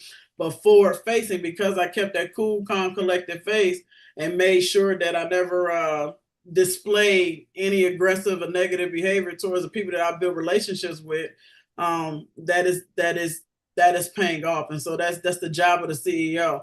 Even though stuff is looking crazy, as long as you're cool, everybody in your sphere will be cool, calm, and collected, and be sane enough with less anxiety. I can't say none, less anxious about having that conversation with you and figuring out a strategic plan for all parties involved to be able to collaborate and have some level of success in it. And I think when you do that, it's a lot easier to handle business. It's a lot easier to get more yeses, even though it took 7 years to get to this point. All of those little things count on that journey to demonstrate that, again, you know how to survive turbulent times. Yeah, totally agree. There are so many excellent points in what you said, and I just pick out one, cool, calm, and collected. And you brought up Putin earlier in the conversation. And when I read through European newspapers, I always have this image in mind that he must be a crazy dictator and screaming and shouting and being aggressive. And then you watch him, and he's always friendly, always cool, always a smile on his face. And I think it was with what was the name of the podcast host? Taka. He had a conversation with a podcast host from the United States. I forgot his name. I Maybe forgot his name. Was it Rogan? no, it was not Rogan. It was maybe I find it later. It's not important. But Putin was so calm, and you mentioned as a CEO being cool, calm, and collected is important. Can you dig a little bit deeper and unpack it more? Why is it important for a CEO to stay cool, calm, and collected? I will, and I'm not a poker player. Don't even know how to play poker. But I understand the strategy of the game is having that poker face, so they can't predict or estimate how you're going to move. They can predict about, what cards you may have in your hand. For example, again, I'm playing poker and I'm trying to, let's say, I don't know, I'm making this up. I imagine the two of spades is higher than the king, right? So they put out the king. Other people are like, ooh, and then, they automatically fold, whatever, right? I may have the most, that may have been his best card, right? So I'm going to keep a straight face so he can't tell what I got in my hand. It's the same way in business. As much as the notoriety that my competitors got, such as Discovery Labs or whoever else is trying to do the same thing I was, I could not just sit there and be angry and express that and put out negative press and bop, bop, bop, bop, bop, bop, bop, right? Because then you can see my pressing points, right? You can see, okay, this is how I can press Tia's button. Let me do this, let me do that. This is how I can knock her off the table. And so by me being cool, calm, collected, and kind of when all the heaviness of between the competition of CDMOs was going on, I just kind of faded it to the back from the spotlight, right? And my dad had passed at the time, so that kind of helped me, unfortunately and fortunately, the grief of that, of being able to fade in the background to me coming back kind of to the forefront at the end of 24, beginning of 25. And people asking me like, what? You're still working on LucasPye BIO? I thought that was done. Why? I never told you it was done. I never formally announced that it was done. We still have land, the land reservation with the city. I've been meeting with city council, even when with the grief was hitting me strong with my dad. I came in there. I showed up to the what do you call it, little advocacy, community advocacy dates in court with city council or in the city hall, whatever it is. I did all of that in the background. So, because I knew that when this door opened, I had to have all these things lined up, and I could not afford to not have a poker face, especially being a minority trying to get this done, because it's always going to be seen in a negative or desperate light. And that's one of the things being a minority that you learn very early on, even as a kid, is that you got to be better than everybody else, even in your worst time. Oh, really? Yeah. Is this? Yeah. So that's probably the main reason why nobody knew that my great grandfather was traveling to Tulsa. Nobody even probably suspected that he lost however much money he lost in the bank. All they did was see him get his house burned down and refusing to sell the land or refusing to allow them to take their land, to future one day being in a situation where he actually had to sell the land for the health, financial health of his family. That's all they saw. They didn't see him in the background as he was probably trying to do, which was stack up money, potentially reinvest in himself, whatever he was going to do with it, right? And then even after he had to sell the land, he still kept cool, calm, collected, operated his general store, and ran his ranch, and taught his boys and his sons and passed on the business. My uncle is 80 something years old. My grandmother's brother's still living. He still drives a pickup truck, high with the big wheels. He still jumps out of that truck. He's a widow. He still has a very active dating lifestyle. So all of that, again, living your life, being cool, calm, collected, they can never see you coming. They would never see, nobody ever, they're still not seeing me coming actively as I am. Cool, calm, and collected is important as a CEO. But what is with you as a human being? Is there also a space for aggression or joy? So all these human emotions that we have, is there a place for that in business, or is your suggestion and your recommendation to every entrepreneur always stay cool, calm, and collected? I mean, there's going to be some emotion. I'm not saying you can't be expressive. You're going to be expressive, right? There are going to be days, you know, you may have a team member give you some disappointing news, and you may, like I brought up with the Gilded Age, dude got mad and said you're fired and get out of here and all that stuff. That stuff happens. But notice as I bring it up, all that stuff is behind closed doors. That's not in front of the newspaper. That's not in front of your competitors on the street or at the meeting with city council. That's not in none of that. That's behind closed doors. Your family might be getting it from you behind closed doors, right? But the whole point, and your therapist, that's where the right place is for all of it, inclusive of what I just said, is really your therapist. And I have one of those. Shout out to her. But you know, there's a time and a place for everything. But not being cool, calm, collected is never not an option as a business leader.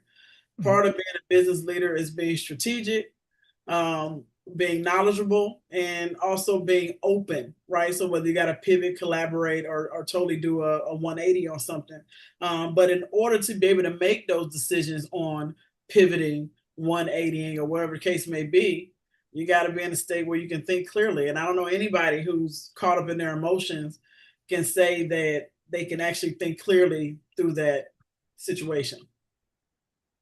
I totally agree to what you say, and I think it's also when I look at European leaders, I mean, they always appear being cool, calm, and collected. And then happened Elon Musk and Donald Trump, the antithesis to cool, calm, and collected, in my opinion. When I read through Twitter and the Twitter feed, especially in 2020, 2021, 2022, I think he has his heart and tongue in his fingertips. Yes. How do you see this leadership style? Let's just say, you know, he's very privileged. He can do that. He has the privilege of getting on social media, saying some unfavorable things.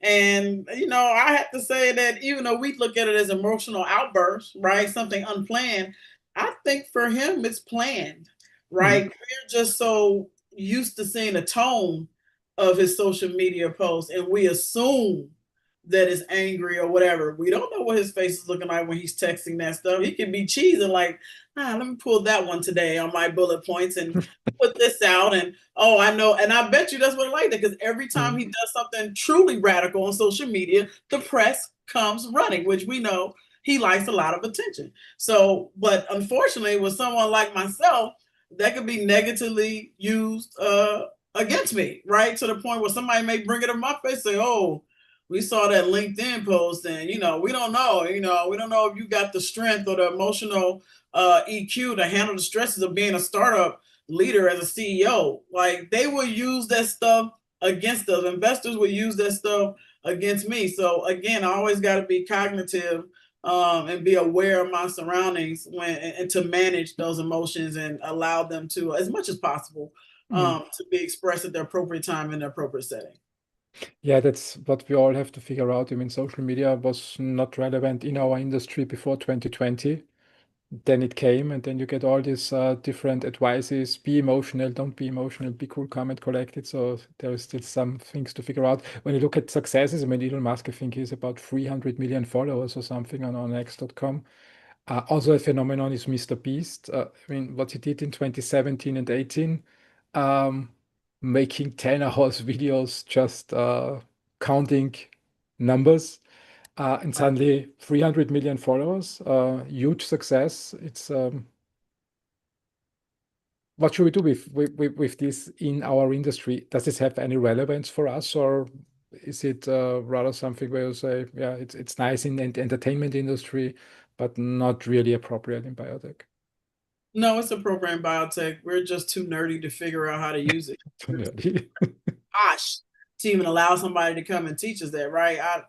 I probably would not value social media and PR media the way I value it now if I didn't go through the entrepreneurship degree program at Full Mhm. Sail. Even up until then, I was like, it was a whole social media marketing class. And but it allowed me to kind of break it down in a different way in the technical aspect to say, that's how that works. Got it. So much so forth that many people don't know, and I didn't even put this in my notes to you, but I worked in the entertainment industry for a little bit. That was one of the reasons why I got the degree as well. And I had interned and then built up my own kind of like marketing and music development business. So I had opportunity to kind of intern with Tina Davis when she was working with Chris Brown at the time. And she had me do some different things. We actually operated the social media of one of his girl groups that he had signed at the time. I forget the name of it. Oh, it was called Rich Girl. That's Seven Streeter's former group before she is today as a single artist. But the point was, on Twitter, oftentimes you probably thought you was talking to that celebrity and you were not. You were talking to me or one of my team members. So that kind of helped me understand the power of it, how it can be strategically used. Come up with a strategy for different content, things of that nature, working the crowd, even on site, and using social media to help with that out. And so fast forward today, I've implemented some of that, and some of the stuff that I do in biotech. But one of the things that cannot be denied is that social media is a common language, culturally, ethically, race, like any of that agnostic. It is a very common language for those that are visual learners as well as those that like to read words and be literal with it. And so until we figure that out in the industry of what the cadence, what is the appropriate amount of content, how it needs to be shared strategically, we're going to continue to have these issues where the majority of the lay people believe negative things about medicine, negative things about clinical trials, negative things when they and fake news, believe the fake news when we have real life science data that says otherwise. We're going to continue to have all those issues until we figure it out. And we've started to, right? You got CNN, they have Dr. Patel on there and some of these other ones, but we're still not enough. We need more, and I don't know how we're going to do that. And Dr. Oz kind of jacked it up for the rest of us as well, because yeah, he's Dr. Oz. So Yeah, absolutely. We need it. And I think also the behavior of investors changed. Now they expect it. It's not anymore like 2020 or 2019-ish that they said, stay away from social media, focus on your work. Now, whenever I ask them, how do you use social media? They say, diligence process. Whenever I'm interested in an opportunity, mm, I go on Google search, and I check out the CEO, and I check out the CSO, and I check out the CTO, and I want to see their content. And hopefully they were on podcasts, and hopefully they post, so that I get an understanding of their values and what they think about their company and why they're motivated to do it before I make a meeting. And this is completely different to 2018 or 2019. right. You got a good point there. And there are some businesses that I'm saying outside of biotech, when it comes to hire a certain executive, roles, that they also look at social media not as a litmus to see if they're doing anything wrong, but more so saying, do you have the outreach to make our company stand out Yeah. for whatever the goals are? And so, like I said, within biotech, we got to figure out a better way to do it, a way that's not so technical and the jargon and language that we use in the post. And then I think that would do a world for us to transition people's mindsets and understand that, you know, the systems that we have in place for healthcare, whether it's FDA, insurance providers, XYZ, we're doing the best we can, and they're the fairest option we have in the market until something else comes along. I mean, the point that you mentioned is excellent. When you think about your profile, you spend time building relationships and you connect these people via LinkedIn. And I know that people just like it and like to stay in touch, and they can use LinkedIn for that. So when you start at a new company, you just need to change your LinkedIn credentials and mention, I'm now at this company, and 7 to 8,000 people immediately know that. It's the brand in front of the right audience. Yep. Yep. And I have to say, with LinkedIn, you know, for some reason, people value new jobs and then they value milestones of entrepreneurs. And we're back to timing. I put a hit on my milestone. Everybody's, oh, yeah. I got a new job. Everybody's Yeah. clapping, right? You got the numbers. So we got to figure that out. Again, that's the equity piece, right? We have to figure that out. So When we go back to your story, you are now building BioCare Life Science Park, and you're in the process. Can you walk me through your roadmap, your strategy, your timing, so that we have an example of how you do it?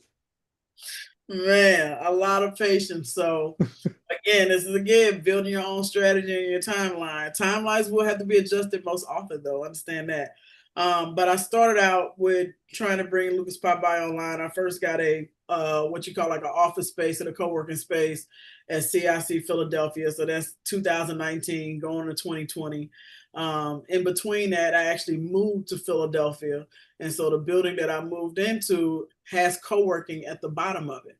The building that I live in is nothing but startup entrepreneurs, medical residents, dental residents, and doctors and med school people, dental school people. So because I had that office space, I just like, I'm not going to pay no more for CIC. So I shut that down. In the middle of that, I had been searching for properties to build out LucasPye BIO. And so what happened was I participated in this study and came across this piece of land. And so the conversation was, well, why don't the city try to include this piece of land in this project at the time? And it was like back and forth. And so I did my research on it, and I was like, I'm about to take this joint off the market because this is like the perfect setup. If they're going to build X, Y, and Z in life sciences up here, then I fit into the ecosystem. So it ain't nothing but a little 6-acre plot. So I said, I'm going to take that off the market. So I looked up how to do that, built a relationship with city council. Shout out to Councilwoman Gaudier, asked her what needed to be done. And within it probably took about, let's just say it took about 30 days of going through that process with her. Next thing I know, she gave me a letter to say this land is on reservation for LucasPye BIO for a year. Now it's up to you to do the rest. Okay. So kept that on the background. I'm like, this is going to take forever to build from the ground up. Like I want my joint again, me have my own agenda. I want this joint now. Right. So went through all the properties in Philly. Everything kept pointing back to build from the ground up because long-term trying to renovate a space was going to be more expensive in my operating costs. And I had engineers and everything working me on that. So finally I gave in and said, okay, let me renew this land reservation. We just gonna stick with that. Got rid of my real estate agent that was with me at the time. I had to make some changes, cut some people out.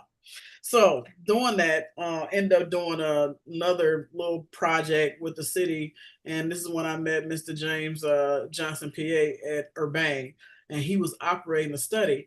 And so we had did like some commercials for the city, all this stuff. And he said, Tia, I want to help you. He said, I'm from Philly, but all of my commercial development projects for my company has been in New York. Philly will not give me the opportunity. And I feel like if I partner with you, this will give me the opportunity not to do your project, but other projects I would like to do in my hometown. That's exactly what happened. So we got with him. We hired a lobbyist. The lobbyist helped us get $2.5 million from Governor Wolf at the time. typically when you apply for that grant money, and it's a reimbursement grant, so the cash does not come to me. It sits in this little pot until we start construction and they reimburse us, which now, at the time, we thought we would be able to use leverage with the banks, but the shit changed because of the pandemic. Anyway, so once we got that money, we were able to, what do we do next?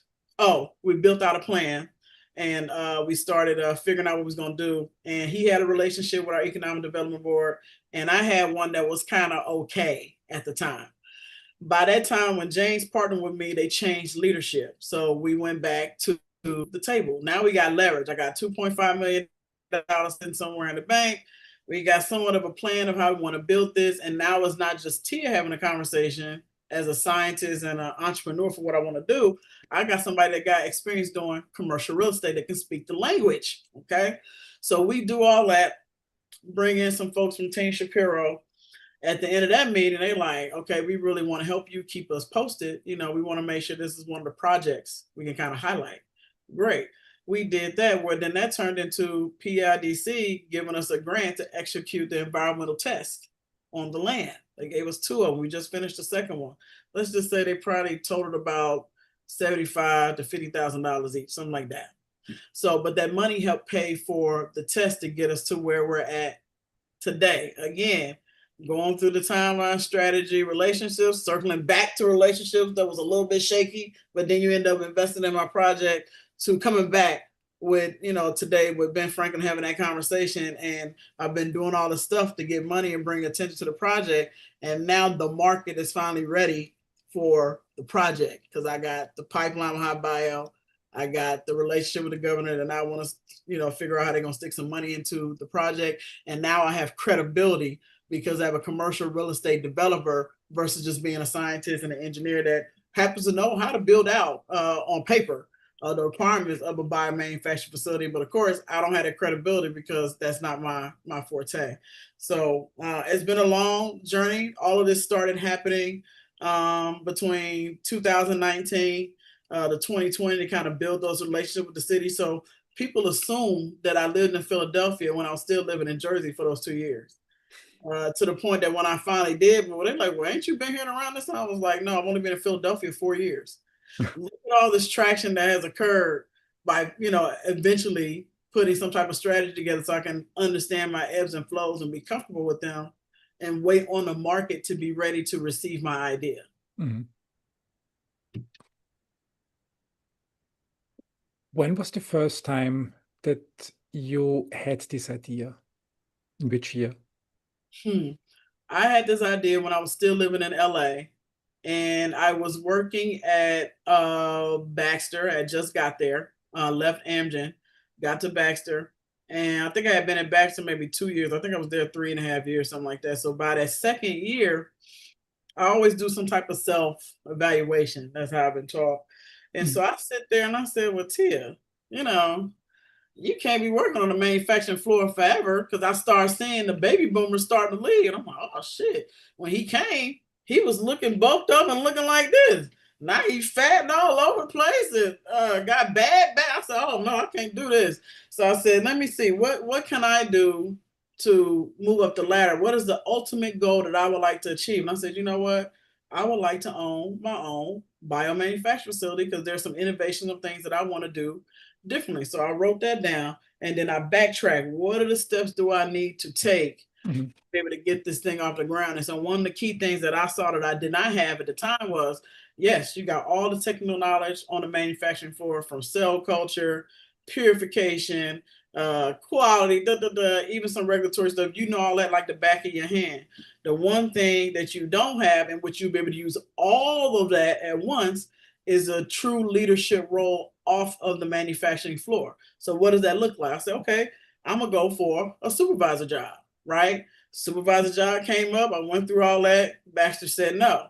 So when Baxter said no, right when they said no, I had already started interviewing for a plan B with Avid Bioservice and a couple other people, because I knew that I need to have other options, because again, I'm sticking to my timeline and what I want. I do not care what Baxter's goals are for management and all that. I need this job to get to this point of this manufacturing facility. And at the time, I didn't have a name for it. I think I was calling it Southern MAV, Southern Monoclonal Antibody, some nerd stuff. And so when they said no, I got the job at Abbott, negotiated the salary, and I chose Abbott, even though I was interviewing with other places, specifically because I said, ooh, there's a real opportunity here. This business is small. I can interact with people at all levels of the totem pole, and I will have visibility to see how this thing works from not just operational, but financially. Now I Mm. get to see how all these decisions are made. And so I chose Abbott. And during that time, even though I was working on a manufacturing, leading a team on the manufacturing floor, I stayed within my goals and built relationships that worked on the finance side that dealt with customers so I can have these types of interaction to see it for myself and how I want to build mine out. And I've always had that. Even when I came to Lonza, that goal was to get a higher position so I can get closer to my goal. I knew at Lonza, because as big as it was, I wouldn't have an opportunity to see all the things I saw at Abbott, but at least it put me in a place back in big pharma to build upon the credibility. And I assumed that I would stay at Lonza long term until I was ready to go and start my company later, thinking I would work my way up to be in an executive position. That didn't work out that way.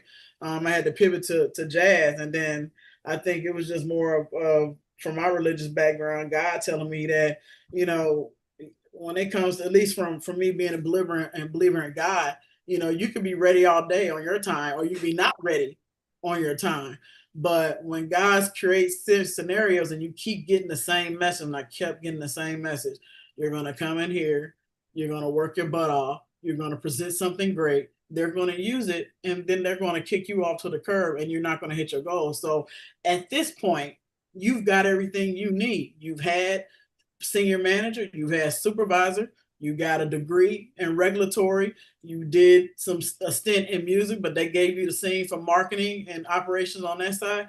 Now it's time to package this up and test it in the market and figure out how much more closer, if not all the way to the end of your goal of putting up this facility. And that was my mindset of walking through my timeline, my strategy, hitting my education goals, social goals, whatever, to get to that point of LucasPye BIO, not knowing that LucasPye BIO was not the end all be all. It was going to spur out all these different types of companies to now it went from now it's just not just LucasPye BIO. Now you got the nerd who want to build a life science campus.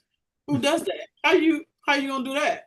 And going through that process again of building relationships, partnering with a Mm. commercial developer, and doing all these different things to get it today. Where okay, now today we've raised over 3.5 million total of trying to get this life science park out the ground, and we're about to do another fundraiser in October.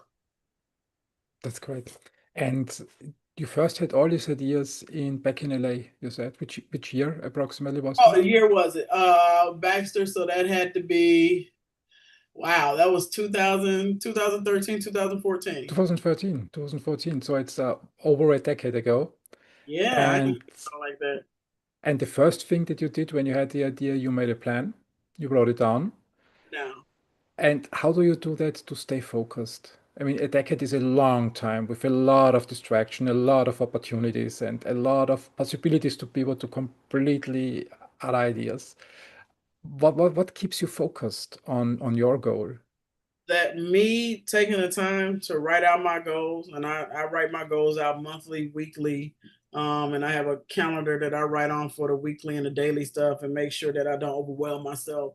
And that's the thing, when you being a CEO of a startup, you do have a lot of things that you have to get done with limited resources, mostly yourself. But it's the way that you organize them things that keep you sane. And so me organizing in between this planner on the wall and certain things that I have on my computer, I got a whole file of goals that I reiterate on a regular cadence. That is my center. That is my compass. Right.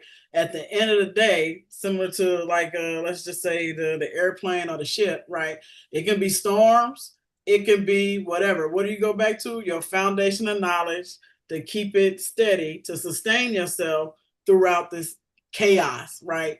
To get to the end goal of where you want to be. And so every time there's a no, every time something unexpected happens and I need to pivot or come up with something else, I go back to those goals. I go back to, especially when it comes to the company, because I have a certain set of things that I want, specifically to the company outside of my personal stuff. And I go back and look at it and say, what was the original purpose? Is this still the original purpose? Do we need to pivot? That's how HelaPlex was born, right? Do we need to pivot? Do we need to do whatever? When my dad died and going through all that, and I've been so focused on just building infrastructure, right? LucasPye BIO is a real estate infrastructure play. HelaPlex, even though we got the built-in accelerator with bio, it's still a real estate infrastructure play for everybody else. Is everything outside of me doing R&D myself, which is something that I didn't want to do because working at NIH and Walter Reed, it was fun, but to me, it was just, it didn't have the impact that I wanted. And so to me, the infrastructure play provided immediate impact, not necessarily to the patients, but to the customers that would be using those facilities. And so when my dad died, and the way he died of not being diagnosed with diastolic heart dysfunction, and those doctors calling back after we had buried him and got the death certificate, and my mom having to re-explain that he passed, and those doctors saying the same thing that we told them to exercise. And I'm like sitting there thinking, like, how am I in this industry? And my family member that needed help, right, didn't get the help that he needed, and he had all these resources in his family, right? And for him, he didn't know because he wasn't told, as I figured out, right? So I was like, oh God, I have no interest. I had to do something, right, to kind of soothe my heart and get the emotions out.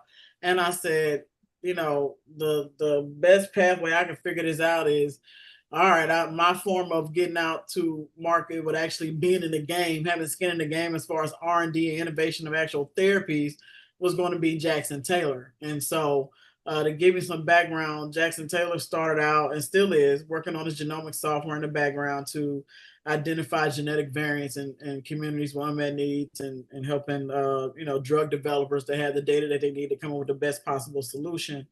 But then the other side of it, I say, my mantra has always been to bring down the cost of drugs.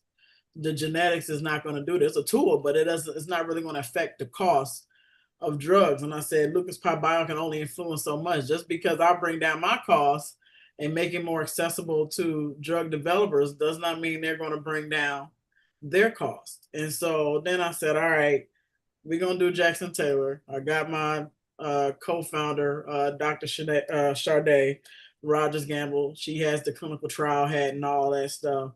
And I said, you know what we're going to do? We're going to enter the biosimilar market. And so it's a company called Celtheon based in Northern California. And for years, or I don't say for years, but let's just say about a year and a half, 2 years, we was trying to package some biosimilars and get them out to the market.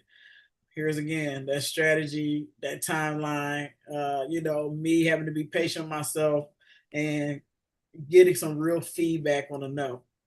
And so we're in due diligence with this angel investment group, going through the process. And this dude is just like fighting me. It was like Shark Tank, but Shark Tank with data. Imagine if, Mark Cuban and all them had like stacks of paperwork just to prove that your joint is not going to work, and here's why. And so I've been in due diligence before, but I've never had nobody just like spit out the facts, right? And I'm like, damn, this dude is right. So some of the stuff was right.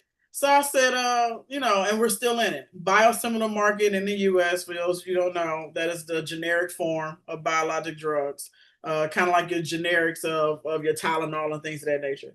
And we're in a market where during Obama's administration, he approved it. I think Europe, y'all probably had about 5, 6, if not 10 years of approving it in your market before Obama made the decision. And so, it's a very healthy market outside of the US. Inside the US, not so much, right? And so as I'm talking to the investor, I said, listen, you keep giving me these no's. I keep finding workarounds. You like the workaround, but you're steadily saying no. So I asked him, I said, can you just give me, what is it going to take? Because obviously I'm finding solutions to your answers. And he didn't disagree on that. I said, what is it going to take for you guys to give me a yes to get this first check out the door for this company? And he said, I said, give me the hard truth. And he said, you need a white face on your board. Really? Everything that you laid out, and yes, you have come back with answers, and it could work, but you need a white face on your board. He said, it's still risky, but to get the green light, you need a white face on your board. I said, I said, okay, I'll get back to you. And so when I went back and dissected that answer, I said, okay, we're going to set down the biosimilars for now. It's not going anywhere. Technology's still there. Celltrion probably still have the asset. We're licensing anyway. That's fine. I don't care. We're going to focus on this software. And I said, one of the things that I can't change, I can go get a white person on the board. That's fine. All right, there's plenty of white males around in the U.S. But one thing that I cannot change on my own, at least not deliberately, is the value of this data that I'm trying to extract from the genetic data from community members of unmet needs. I know it's a need. My community members even know the hell, the doctors even understand, medical doctors even understand that there's a need.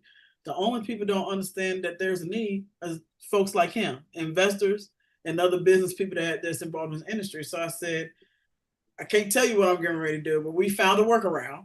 And it's funny, I'll be meeting up with Dr. Charday tomorrow to draw on a whiteboard, and so she can see everything I'm talking about. She had her input, and we come up with a real solution. But that is the goal. How do I answer the question that I kept getting outside of the need of the white face, which the white face let me know that my company has no value until I have put a white face on a board, then all of a sudden it's going to have this instantaneous value, right? And that may be the case with that particular angel investment firm, but that's just with that investment firm. Other investment firms are still going to ask me that same question that came with everything that I built, which is, what is your customer pipeline? And why, how do we know that that data has value and what's in it for me? And when you're speaking about genetic data from a community with unmet needs, who are constantly left out, who are used and abused, we have a history with that with Henrietta Lacks, Tuskegee Airmen, Tulsa for all better people, and then the experiments that they did on African American enslaved women for the gynecological operations that we do today, from surgical tools even to the therapeutics and things that have come out of today, which even though my ancestors subjected themselves to all that horror, you still don't want to come up with a solution for fibroids and maternal hemorrhaging and all the things that happen to Black mothers. I digest. But the point is, I have to answer that question of what's in it for me, where's the value, how do I get customers to buy into it, to understand that this has value, which is totally against their culture. Mm-hmm. That takes time, right? So I had to sit Jackson Therapeutics, we call it JTT, that's our code word, sit JTT down until I had some time to really analyze and come up with a hard plan, and more importantly, come back to my board, because JTT is the only one of my companies that has a real board that we have to answer to. So it's no longer Tia drafting something on the whiteboard saying, this is what we're doing. Like, I got to come with a case and get these votes. So that's what we're doing now. That's the, I forgot your question at the end of the day. What was the question? We are just moved on, I think, with the discussion. So it doesn't matter. Doesn't matter. It's impressive what you're building. It's really impressive. When we think about the future and everything you do works out fine, how do you envision biotech, the industry, in 10 years? What's your vision that you want to realize? I think once we somewhat get over the biases, right? I don't think we'll get over all of them, but I think eventually we will get over some of the biases that's going to help push innovation further along than what it is today. We're still going to have the bias in the delivery and access at the end of the day. And so what I envision is, making sure that we have the most comprehensive option of healthcare for all levels of economy. Meaning, if I give a picture of it, it would be like KFC. And you know how you have the different family meals? You start with the 6-piece, the 8-piece, the 10-piece, the 24-piece, whatever the case. I think it's going to look like that, right? What is the best combination of healthcare that's going to give you the best value for your economic situation? I think that's a good start. We're trying to do it. We've been trying to do it with Medicare and Medicaid and all the stuff we got going on. But it's still not working because we still got one party of the equation that still has the most bias. And it's crazy, right? We're the brains of this industry, science and engineers, developers, whatever you want to call it. And we have the most bias with our own products that we develop. Really? Let's look at electronics, right? You have when flat screens came out, right? You had Samsung was up there, Sony at the time was up there. Then here comes along LG, and then you had Vizio. And Vizio was selling like hotcakes because they were very smart in giving the bare minimum of quality of a Sony, a Samsung, or LG, but they only gave you they gave you as much as they could for the price point you wanted. That's Vizio, right? If you wanted to spend a little bit more money at the time, but I've always thought LG was kind of like the hidden secret. People automatically just jump to Samsung or Sony because everybody recognized those names. At that time, LG was like, right? Not knowing that both LG and Samsung, what is Samsung? Is that in Korea or is that in China? I think Samsung's in China. Correct. One of them. But the whole point is LG was like the hidden secret. So people would jump to Sony and Samsung because you want that quality for the highest price, not knowing that LG was a lot cheaper, but still had the same quality as a Sony or a Samsung. It's the same thing in the car industry as well, going through that same process. So that's how I envision the future of healthcare to be, is these different buckets of tiers, but you're going to get the best value that you can afford or that you're willing to pay for. Yeah, that's true. When we look at the different stakeholder groups, politicians, scientists, investors, clinical development, preclinical development, manufacturing, what do you need from them to make this vision happen? What's the action they should take right now to move towards your vision? I need the scientists and the developers to be less judgmental about where the data is coming from, right? But be open enough to pivot and go against your original plan, right? You may preclinically have built this plan, sat down, had an initial conversation with FDA, and said, this is how we expect this drug to react in human beings. And let's say we get through phase 1 and everything is just like we expect. It's safe. That's the whole purpose of that, right? But when we get to phase 2, we start to see different things, right? And so currently what happens is if the patient doesn't react as expected, they do one or two things: document it and put it in the smallest paragraph they can think of in their publication, or they completely dismiss it and throw the data away, even though it's good data, right? Simply because it doesn't meet the original plan for FDA. So we need them to be open to pivot and explore different paths as they come along realistically. Follow data. So that's the best way to say that. Follow the data realistically instead of trying to make the data follow what you say it could happen. That's one. Investors, we need more investors that look like the real world. There are tons of people of all ethnicities and all colors, but I'm going to speak to mine in particular, Black and brown. Majority of our affluent folks, we got some business executives, we got some millionaires, politicians, great. But the majority of our folks in Black and brown are, let's just say it, entertainers, right? Maybe even real estate investors on that tip. That's probably the most entrepreneurial thing that they probably do, right? But we need more of them to get into real venture capital.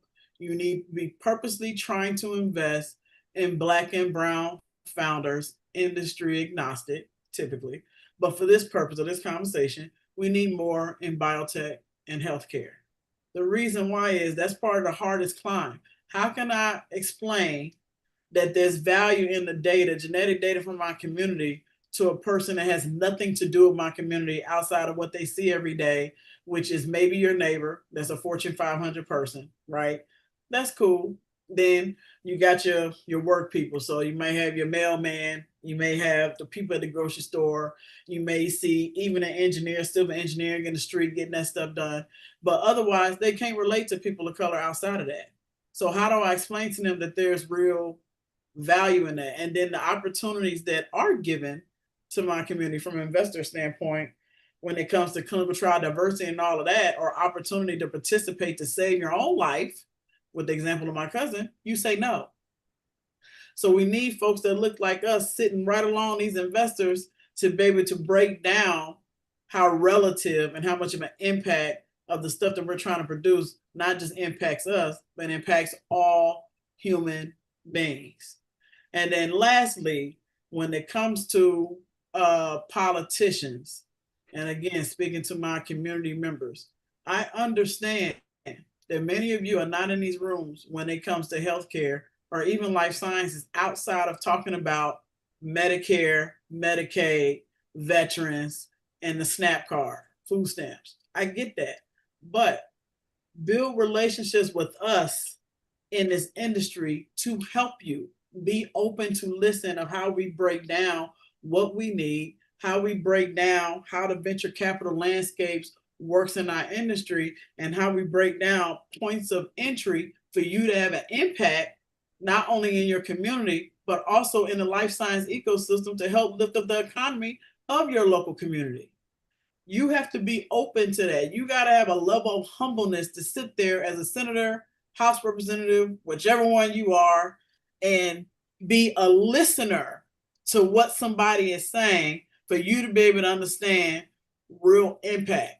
As we look at the political landscape now, not just here in the US, but in other countries outside of Ukraine, Putin, and all these ones that's in the news, are doing better jobs of at least listening and trying to meet their community halfway with some of the initiatives and the decision making that is happening concerning healthcare and life sciences.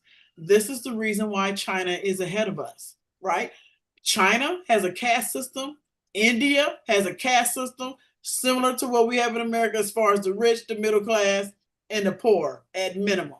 But they're still able to get a lot further down the line when it comes to innovation because they understand at the end of the day, even with all the caste systems, we're all humans, and that this particular innovation can one day save their life or their family members' lives. So we need to figure out how can we get the political leaders to sit down and listen to credible individuals so you can make the appropriate decisions of who you're going to put into leadership when it comes to policy of that state, of our country, whatever, and also figure out where you want to put more dollars at, not just NIH, not just NSF, but beyond that to help these things and innovation get a lot further to support our collective healthcare system. Yeah, I totally agree. Talking to people, listening to people is mandatory, and we can't do it enough. So Yeah, this is a good call to action from you. awesome. And it includes the educators too. Humble yourselves, professors, deans, provosts, to partner with industry. Industry, you need to be open and listen to what academia says, even though you think you're smarter than academia, so that we can have a sustainable workforce. There is no workforce without academia. And I don't care if it's a 4-year college, 2-year college, workforce training, whatever. Without that partnership, we will not have access to the appropriate workers that can also help us push innovation. This is a real problem that you tackle. I hope you have some minutes. We're over two hours, so it's really fun talking to you. But this is a real problem that you tackle, this silo thinking. And I think especially in 2025, we tend more to think in silos and go back to our silos, not only biases, but you mentioned at the end, industries should talk with basic research, with scientists. And I think we started drifting apart a little bit in all parts of society. People tend to just stick to their crowd, to their group. And when we miss these linkers between communities, people who translate and interact with others and bring other people together, spark creativity. When we forget about that, we just have our silos, and I think it's bad for society. Society just really, really goes down. It does. And I think more academic institutions, wherever they fall at, even if you're a nonprofit academic institution, it's still a business at the end of the day. Yeah, Mm. you might not be generating profit. Yeah, you may be receiving endowments and all these non-traditional ways of investment outside of traditional venture capital into these institutions, but you need to manage the funds like a business. You receive what you put out. If I'm a nonprofit institution receiving endowments and all that, then that's all I'm going to attract. But if I strategically manage that money, invest in the students that I have there, based, and I'm just going for life science and biotech, that, you know, if you got all these things at your fingertips, such as a UPenn or a Harvard, then why not actually set up a tech transfer office, right? It adds credibility to you for industry to want to work with you. I cannot be, for even Howard is a great example. When I was there, we had a partnership based on unspoken one, but it was there with NIH and Walter Reed. It was simply off the internships. That's how I got those internships. They would bring somebody in, some low level, probably lab technician, scientist, whatever, come in and talk to the students about the different opportunities, and then say the application date for this internship opens. Those those internships mostly involve summertime or spring break. But those institutions wouldn't have come to Howard if they hadn't built their relationship and built the credibility for making sure that good, high quality students took advantage of that, right?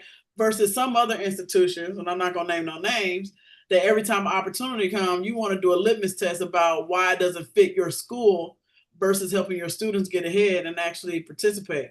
All of that builds relationship and credibility. So when it comes time to do business, to say, what your student has discovered can be an asset for us. Let's talk shop and get it done. Now you're bringing in another revenue stream for them to Mm. either license it or totally acquire it, or you do some joint venture with the student. However you want to do it, it builds up credibility with the commercial market so they can trust you to produce the right type of students, to do the right type of research, and to bring some type of viable product to the market. Totally agree. Tia, love the conversation, and I could keep going with you. Good. We're over 2 hours.